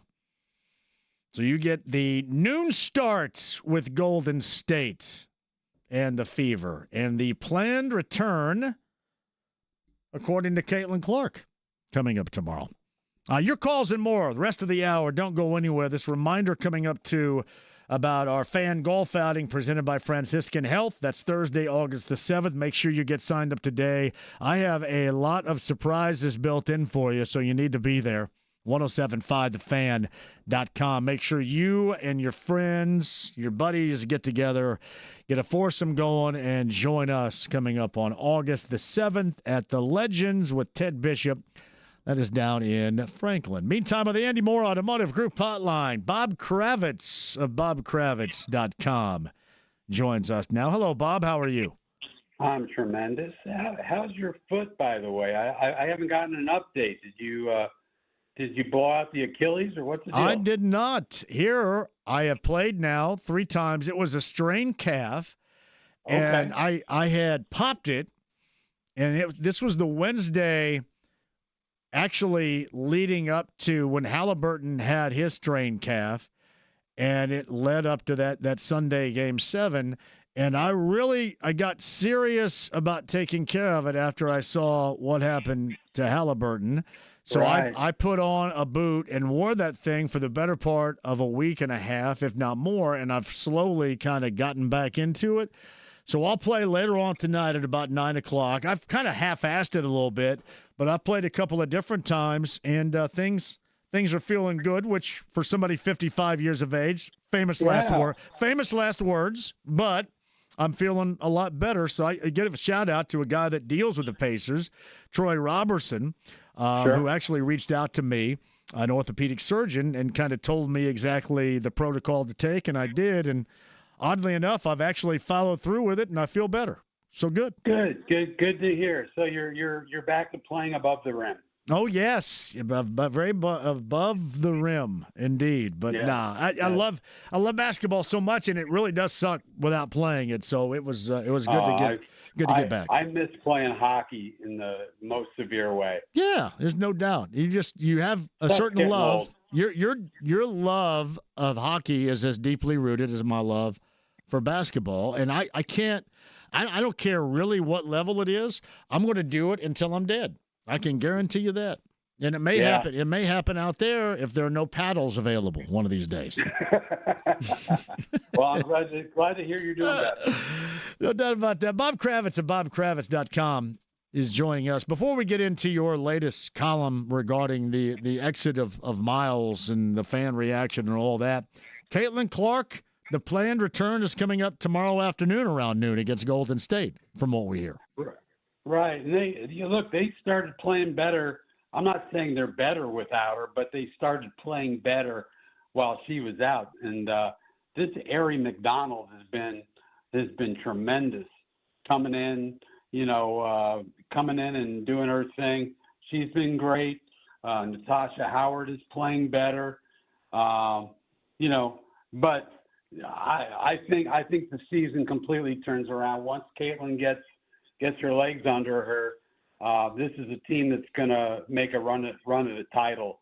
I truly believe that. Has this been disappointing for them so far, or is it understandable considering how many games Caitlin Clark has missed? It's perfectly understandable. I mean, they started out a little slower than you might have than you would have liked, but when Caitlin's not playing, I mean, that's like not having Halliburton. I mean, you're just not going to be the same team. And they were playing better. They got beat the other night by LA, but they also played 9 games in 18 days or something like that, and now they got 5 and 7. So it's a tough stretch. But like I say, once Caitlin gets her legs back under her, she's going to be, she's going to do what she does, and I think this team will be obviously a playoff team, but I think they're a team that's got a chance to take it the whole way and do what the Pacers did.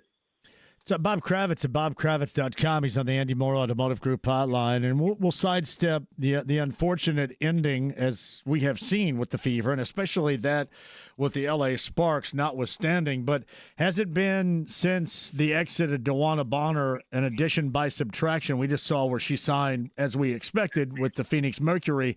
But for the Fever, has that been an addition by subtraction with this group? Yeah. Clearly, she wasn't happy in her role. And when you have players who are unhappy in their roles, they're not going to be good for your team emotionally and psychologically. I mean, her leaving was a good thing without any question. Yeah, it seems like even with that loss to LA, and that's been kind of the disappointment. And you certainly can understand it without Caitlin Clark, but the lack of being able to close games, especially against that LA Sparks team that shouldn't be, you would think, that difficult. They have been very hard on the Fever this season. Yeah, it's twice they've beaten them. So, but I really like this team. Like I said, Natasha Howard's playing better. Aaliyah Boston's been terrific. Kelsey Mitchell has just been outstanding. I mean, she's been an MVP level player here the last 8 to 10 games.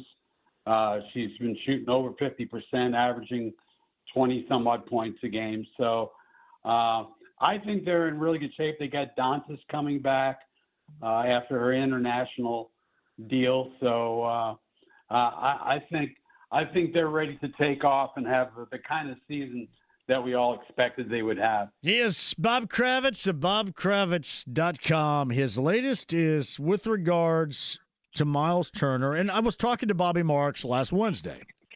And Bobby Marks had said, kind of in passing, that he was surprised most out of Miles signing that free agent deal with Milwaukee, that Miles and his team, his reps, didn't give Kevin Pritchett and company an opportunity to counter an offer. Do you think that, and from what I have been told, that was kind of a thought within the organization that Miles was simply put ready to bail? It was beyond maybe even money in this situation. After 10 years, it was time to go. Is that how you viewed this situation?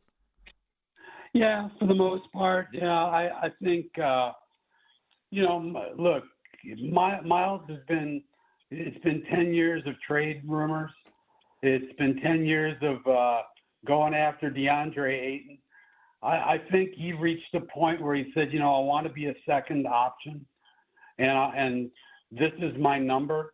And if somebody's willing to give me the number that I want, he wanted $30 million, but that wasn't going to happen. But 26, I think you can live on that. So, I think he wanted out. I think there's probably some truth to that. Yeah, absolutely. I think that's how they took it in this, and it's funny. I don't to me look at this team as one that is going to be without a better way to put it here, dead in the water coming up next year. Without Halliburton, without Miles, I have still put expectations, I think, to a higher level than some. How do you view where they're going this season without those two players, one in Milwaukee and then one with the Achilles injury? I think they're a marginal playoff team. I think they'll be in the bottom portion of the playoffs. Maybe a play-in type team. But look, they still got a ton of talent. Siakam's still a wonderful player. I think this Huff guy, he's intriguing to me. And you look at him the way you looked at Neesmith, the guy who got caught up in a numbers game and didn't get too many opportunities.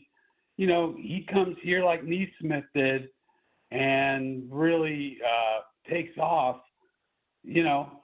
I think they can still be a playoff team even without the guys that they lost. So I'm not going to ask you to do this because you're even older than I am, and it's tough for us old dudes to define or decipher what's going on in the world of social media. But evidently, Benedict Mathurin has a picture on his Instagram account of him in practice dunking on Miles Turner.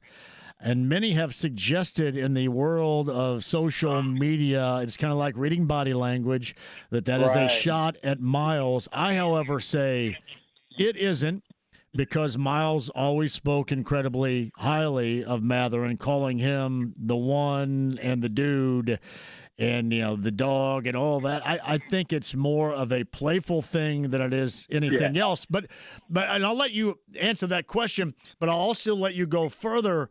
Do you think that there are some bent feelings that things with Miles ended the way that they did from his former teammates? Well, yeah. Obviously with Pritchard and the front office, there's a lot of anger and disappointment. I think they would have liked the opportunity to sign and trade the way they did with Malcolm Brogdon a couple of years ago. I think they thought they had a good relationship, that the ownership had a good relationship with Milwaukee's ownership. I think they're disappointed, but I think players, I think they look at it and say, hey man, get your bag, go get your money. If they thought you were worth $107 million over 4 years, then God bless you. I'm sure they're disappointed that Miles is not coming back, but I don't think anybody holds it against them. I wish the fans wouldn't hold it against them. Would it have been nice if he gave them an opportunity to counter? Yeah, absolutely. But I think he was ready to go, as you mentioned before.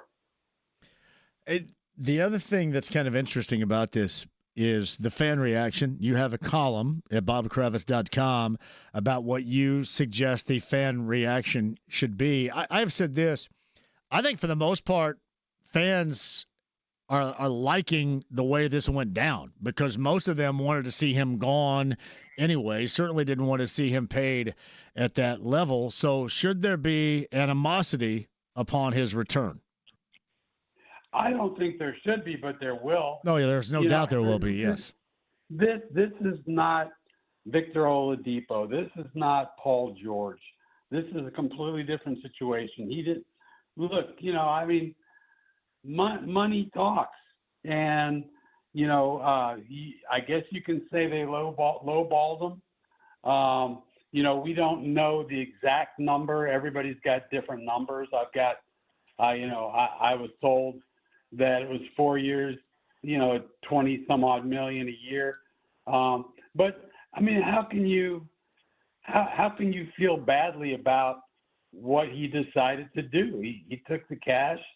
He's got a chance to play with Giannis, assuming Giannis stays in Milwaukee. So I don't begrudge him in the slightest. And I don't think the fans should either. I think fans would do the same thing. And again, it's been 10 years of him having to prove himself, not only to the fan base, but to the front office. And I think he felt like, it was time for him to grab the money. This is going to be his last big contract. So why not? Why not? You think it's going to work out for him there? No. And I don't say that being mean. I just think you look at the numbers with Halliburton and without Halliburton, and they are shocking. I think Caitlin Cooper did a whole thing on it. I read it. It was really interesting. That he's a guy who's very much dependent on a really good point guard who can play pick and pop. And I mean, Halliburton is that guy. And without him, I couldn't even tell you who the point guard is right now for the Milwaukee Bucks. Yeah. Well, it's Kevin Porter Jr., who's not okay. Who doesn't play. Yeah, he doesn't play. I mean, he's certainly a shoot first type of guy, and not like there's nothing going to be. And I will say this about Miles: he thrived in the Halliburton environment, and we saw that. No doubt. He struggled in the bald ass Nate Bjorkgren coach style of standing in the corner while Sabonis was here, and Malcolm Brogdon's dribble, never passing it anywhere except trying to lay it up style. And then when Halliburton got here, that really transformed his game for the better. And elite level passers, distributors like that are hard to come by, and Milwaukee doesn't have that with this exception. They don't. Here's what they have. They've got an elite level player that will draw like 4 dudes. Yeah. And we saw Giannis get better as a passer. He just most of the time would pass it into the abyss once he got double or triple or quadruple teamed. So I think Miles is going to be able to, if he does thrive, and I don't know if I'm expecting that at all because so much is going to be counted on, he'll be able to thrive because of Giannis and what he is going to draw defensively from other teams. So I think that's what you have to lean on, much like we saw what Halliburton did for Miles here. Well, I wish him the best. I truly do, and I think he can have a good run there in Milwaukee. Here's the other question though: will this move be enough to make Giannis say, "I want to stay in Milwaukee," or will he force his way out? Yeah. And he had to have helped orchestrate that, right? I mean, you don't go in without that. You've got to think that he gave his blessings, but does this make Milwaukee significantly better? Does it make them a team that can compete in the East, even though the East has been weakened here in the last couple of months? I don't know. I don't know the answer to that question. It's Bob Kravitz at bobkravitz.com. What about the pivot for the Pacers? It's going to be pivot by committee. The acquisition and the signing and the guys that will be taking the place of 33. What are you thinking? Well, I think Huff is intriguing. I would be lying to you if I said that I've seen him play because I have not. If I did see him play, I wasn't paying any attention to him specifically. I think Isaiah Jackson, if he's healthy, has a chance to have a nice season. We saw what he did in the playoffs last year, against the Knicks, especially the way he rebounded. So look, if they can find 3 guys who can get him 15 points and 7 rebounds a game. I think they can somewhat counter Miles' loss, but defensively, I'm not sure that you're going to be able to do that because he is such an elite rim protector. Offensively, I think they can handle his loss, but defensively, that's going to be an issue. All right, so Jim McCann in Southern California, as we go here, Bob says America wants to know what your all-time favorite hockey player, who that might be. I would go with the goaltender because I was a goaltender, and I know him really well, so that's part of it, but Patrick Waugh. Patrick Waugh. Not Donald Patrick Brashear. Waugh. Not Great Donald goaltender. Brashear. No Donald Brashear? Not Donald Brashear, but I was known as a bit of an Enforcer. Yeah. Were you enforcer? Enforcer. Yes. I was going to say a bleep kicker, but I realized I was on radio. You know that, I think I've told you this before, as a child, Donald Brashear, he then moved to Quebec, but he, as a child, lived in Bedford, Indiana. Is that right? True story. I had no idea. He was a bad mofo, that guy. I think he turned to mixed martial arts after his career, right? Yeah, which is not a surprise in the least. But he was not my favorite. I would say my favorite player, non-goalie, would be Brian Trottier, who played for the New York Islanders back in the glory days. Nice. That's well done. Not Donald Brashear, born in Bedford, Indiana. Yeah, sorry, Donald. I wonder if he was born at the Bedford, Indiana Medical Center back in the day. That's what they called it, 1972. I'll get right on that. Bob Kravitz.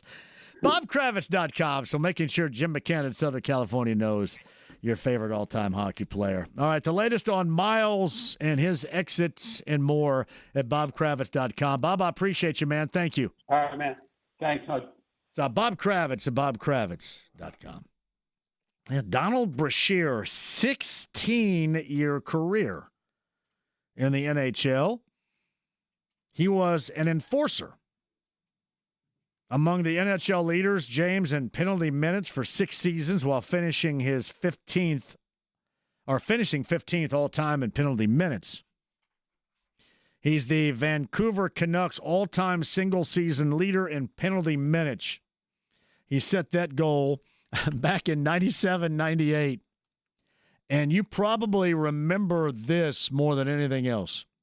He was involved in one of the most publicized incidents of on-ice violence in NHL history, 99 and 2000.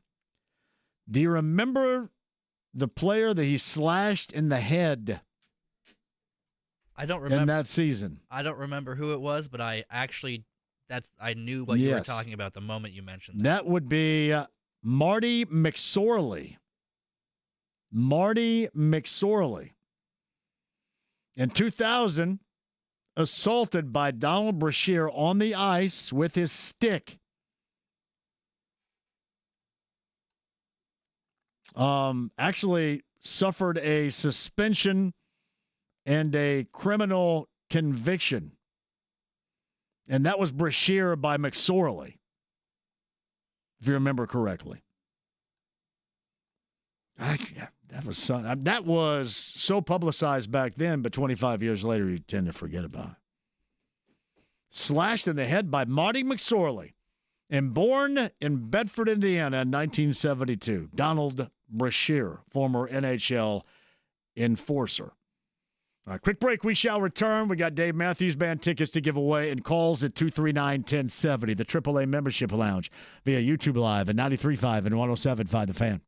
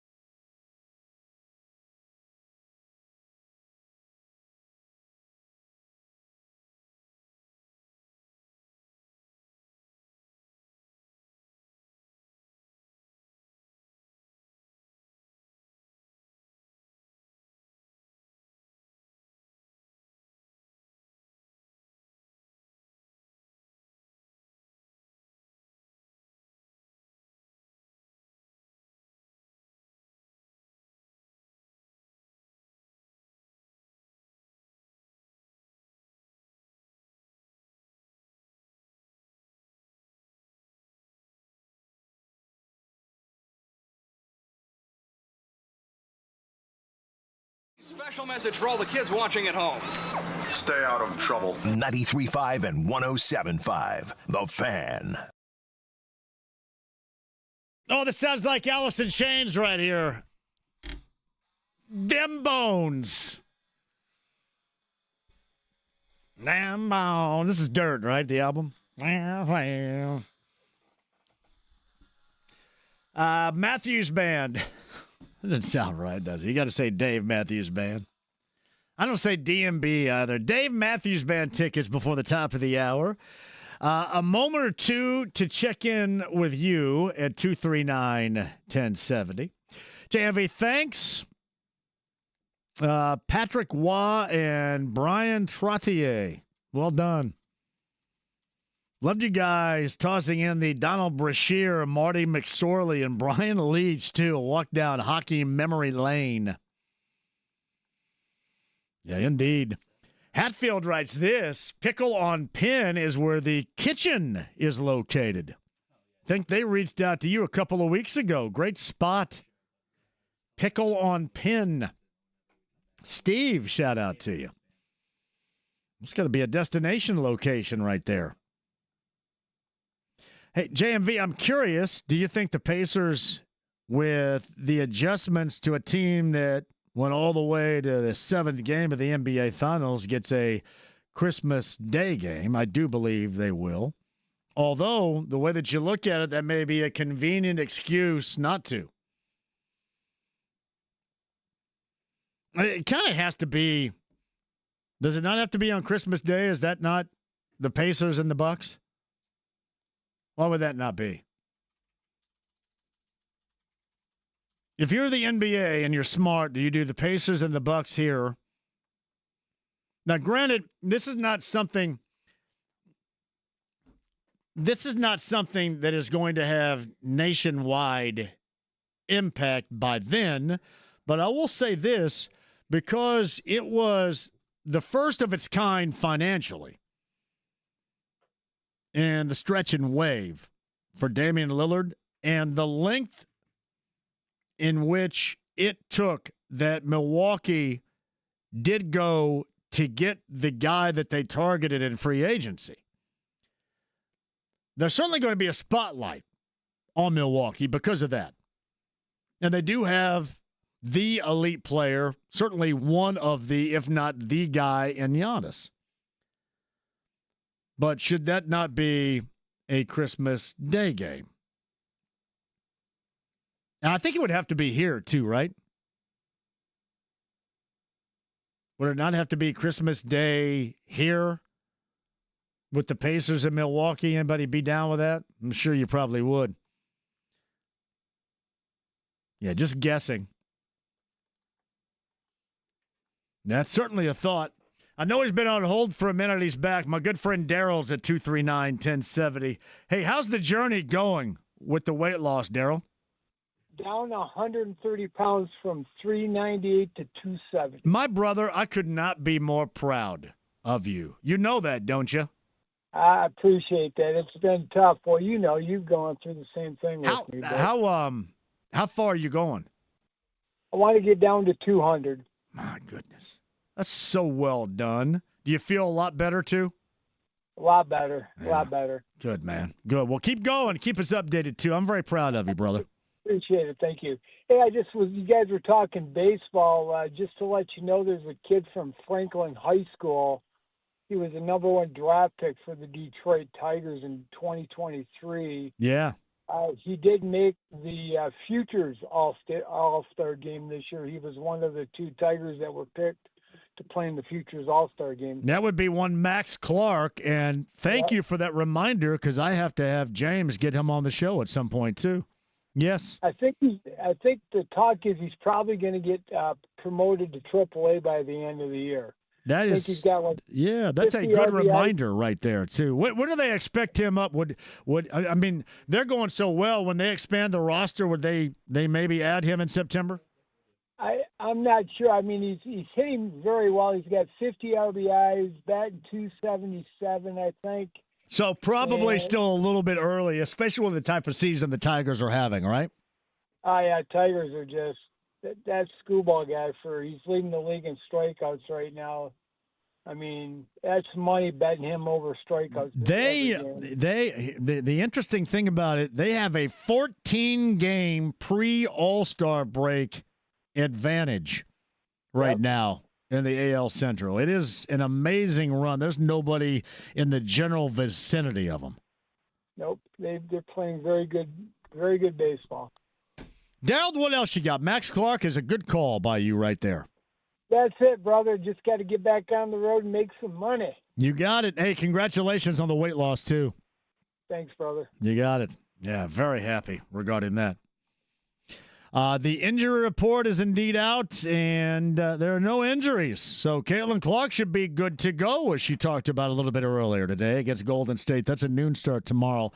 11:45 is when I think they'll interrupt my good friend Turbo and Clinton Yates and his show. 11:45, Eddie Garrison will lead you up to the noon start. John Nolan has the call. Bria Goss on here as well. That is Golden State and the Fever. I will, at some point, once the game is complete, jump on here. No Query and Company tomorrow, and Jake is going to go to Manchester, England to see the Fighting Gallaghers and the band Oasis, which seems like one hell of a time right there. But the return of Caitlin Clark should be rather entertaining coming up tomorrow. My man Gigi chimes in with this. JMV, after all of those years of giving me a hard time, and I know I've mentioned this regarding his significant other, Kim, when are you finally going to put a ring on it? When are you finally going to go all the way? When are you finally going to do what you should be doing? And this is what he's written. I'm finally making an honest woman out of Kim. That is a job well done. Michael Gigi and the awesome Kim right there. That's what I like to see. Job well done. BT writes this. So people, JMV, always bring up an age when it comes to Miles. Do they forget how old Siakam is? Probably do. Harrah's Hoosier Park Race of the Day, 50-50 betting and dining from Harrah's Hoosier Park Racing and Casino in Anderson. We do that Tuesday through Friday in the afternoons after 5 right here. You get a horse at JMV 1070. You see if you can win. Again, 50 in betting, 50 in dining. Courtesy of Harrah's Hoosier Park Racing and Casino in Anderson. Here it is, your Harrah's Hoosier Park Race of the Day.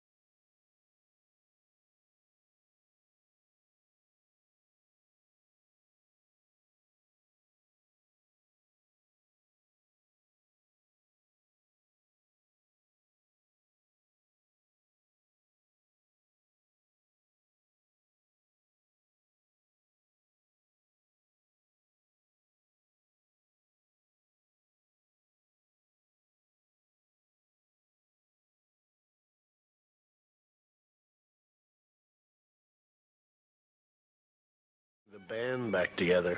Forget it. No way. We're on a mission from God. 93.5 and 107.5. The Fan.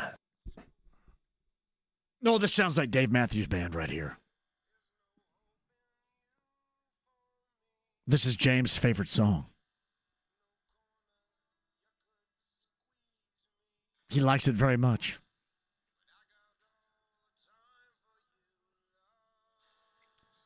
Charlottesville, Virginia. Dave Matthews Band, back-to-back, going at Ruoff coming up this weekend. Shout out to Live Nation, as always, for being such a significant part of this show. And the rest of the week, including right now at 239-1070, is your opportunity to win a pair to go see. I've seen Dave Matthews Band one time, and it was with the late David Benner. Incredible experience. I think about that as even more magnified now, considering that David, we miss him so much and he's no longer with us, but it was awesome. Great time. I didn't really know, like I know their songs, but they did not play any of the songs that I know. I don't even think they played that.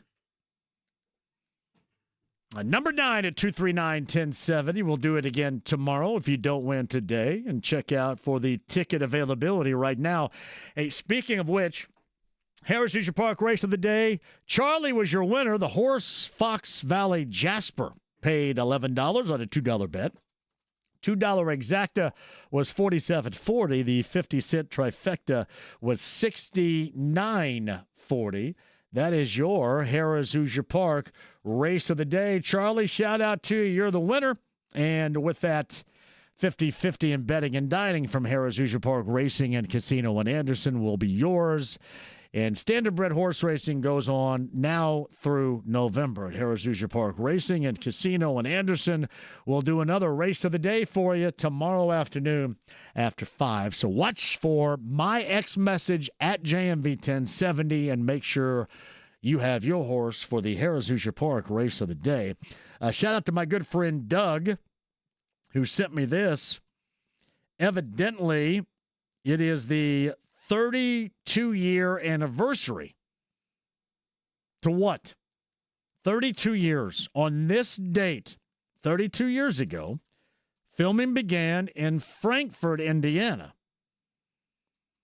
with Nick Nolte in the film Blue Chips. It was a, from what it says there, largely forgettable film. So, with that, here were the rosters. Western University in Indiana. Of course, Nick Nolte, Pete Bell was the head coach. Neon Boudreaux was Shaquille O'Neal. Matt Nover played the role of Ricky Rowe from French Lick, Indiana. Who was, it was Penny Hardaway was Butch McRae, James. Butch McRae. I was trying to look at some of the others on that team. Phil Glenn, Byron Jensen. Are these all fictitious names or real names? Mitchell Butler was a real name, I think, from Inglewood, California. I'm just looking at the cast right now. Ed O'Neill was in it. Ed O'Neill was in it. Yeah. Who else? Give me the cast names. Well, we got Larry Bird as himself. Yeah. Jim Beaver as Ricky's dad. Nigel Miguel. Robert Wool, I think is how you pronounce his name. I love Robert Wool. He's been on the show before. That was New Bomb Turk and Hollywood Nights. Remember, he farted the song back on Hollywood Nights, New Bomb Turk. Mary McDonald, J.T. Walsh. Yeah. Alfre Woodard, Bob Cousy, Matt Nover. Yep, Matt Nover played for IU from Chesterton. Then he was Ricky Rowe, who was being basically kind of the fictitious Larry Bird-esque character from small town Indiana. Do you remember the IU team that they played? Who was a part of that? I do not know. You ready? Bobby Hurley from Duke was on that team. Greg Graham, Chris Reynolds, Jamal Meeks, Keith Smart, the late Eric Anderson, Calbert Cheney, Joe Hillman, friend of the show. And then you had some Obviously Bobby Hurley's non-affiliated IU player. Garrett Hammock was their big man. You guys remember Garrett Hammock? Look up Garrett Hammock, Gerthammick. He played LSU. Garrett Hammock. He did, 1988 to 1993. Garrett Hammock. Eric Riley, I believe, played at Michigan, the big man. Dan Gottfried, 6'10". And Scott Schreffler, 6'9". That's your roster for IU. And the film 32 years ago today that started filming in Frankfurt, Blue Chips. James, great job out of you. Bob Kravitz at bobkravitz.com. Evan Sherrill, clustertruck.com. Promo code FAN, $5 off a $25 order or more. And Greg Rakestraw a little bit earlier. Brooks Barnheiser of OKC after his game later on tonight in the Summer League joins us among many others tomorrow at 3. Have a great night. Thank you for joining us.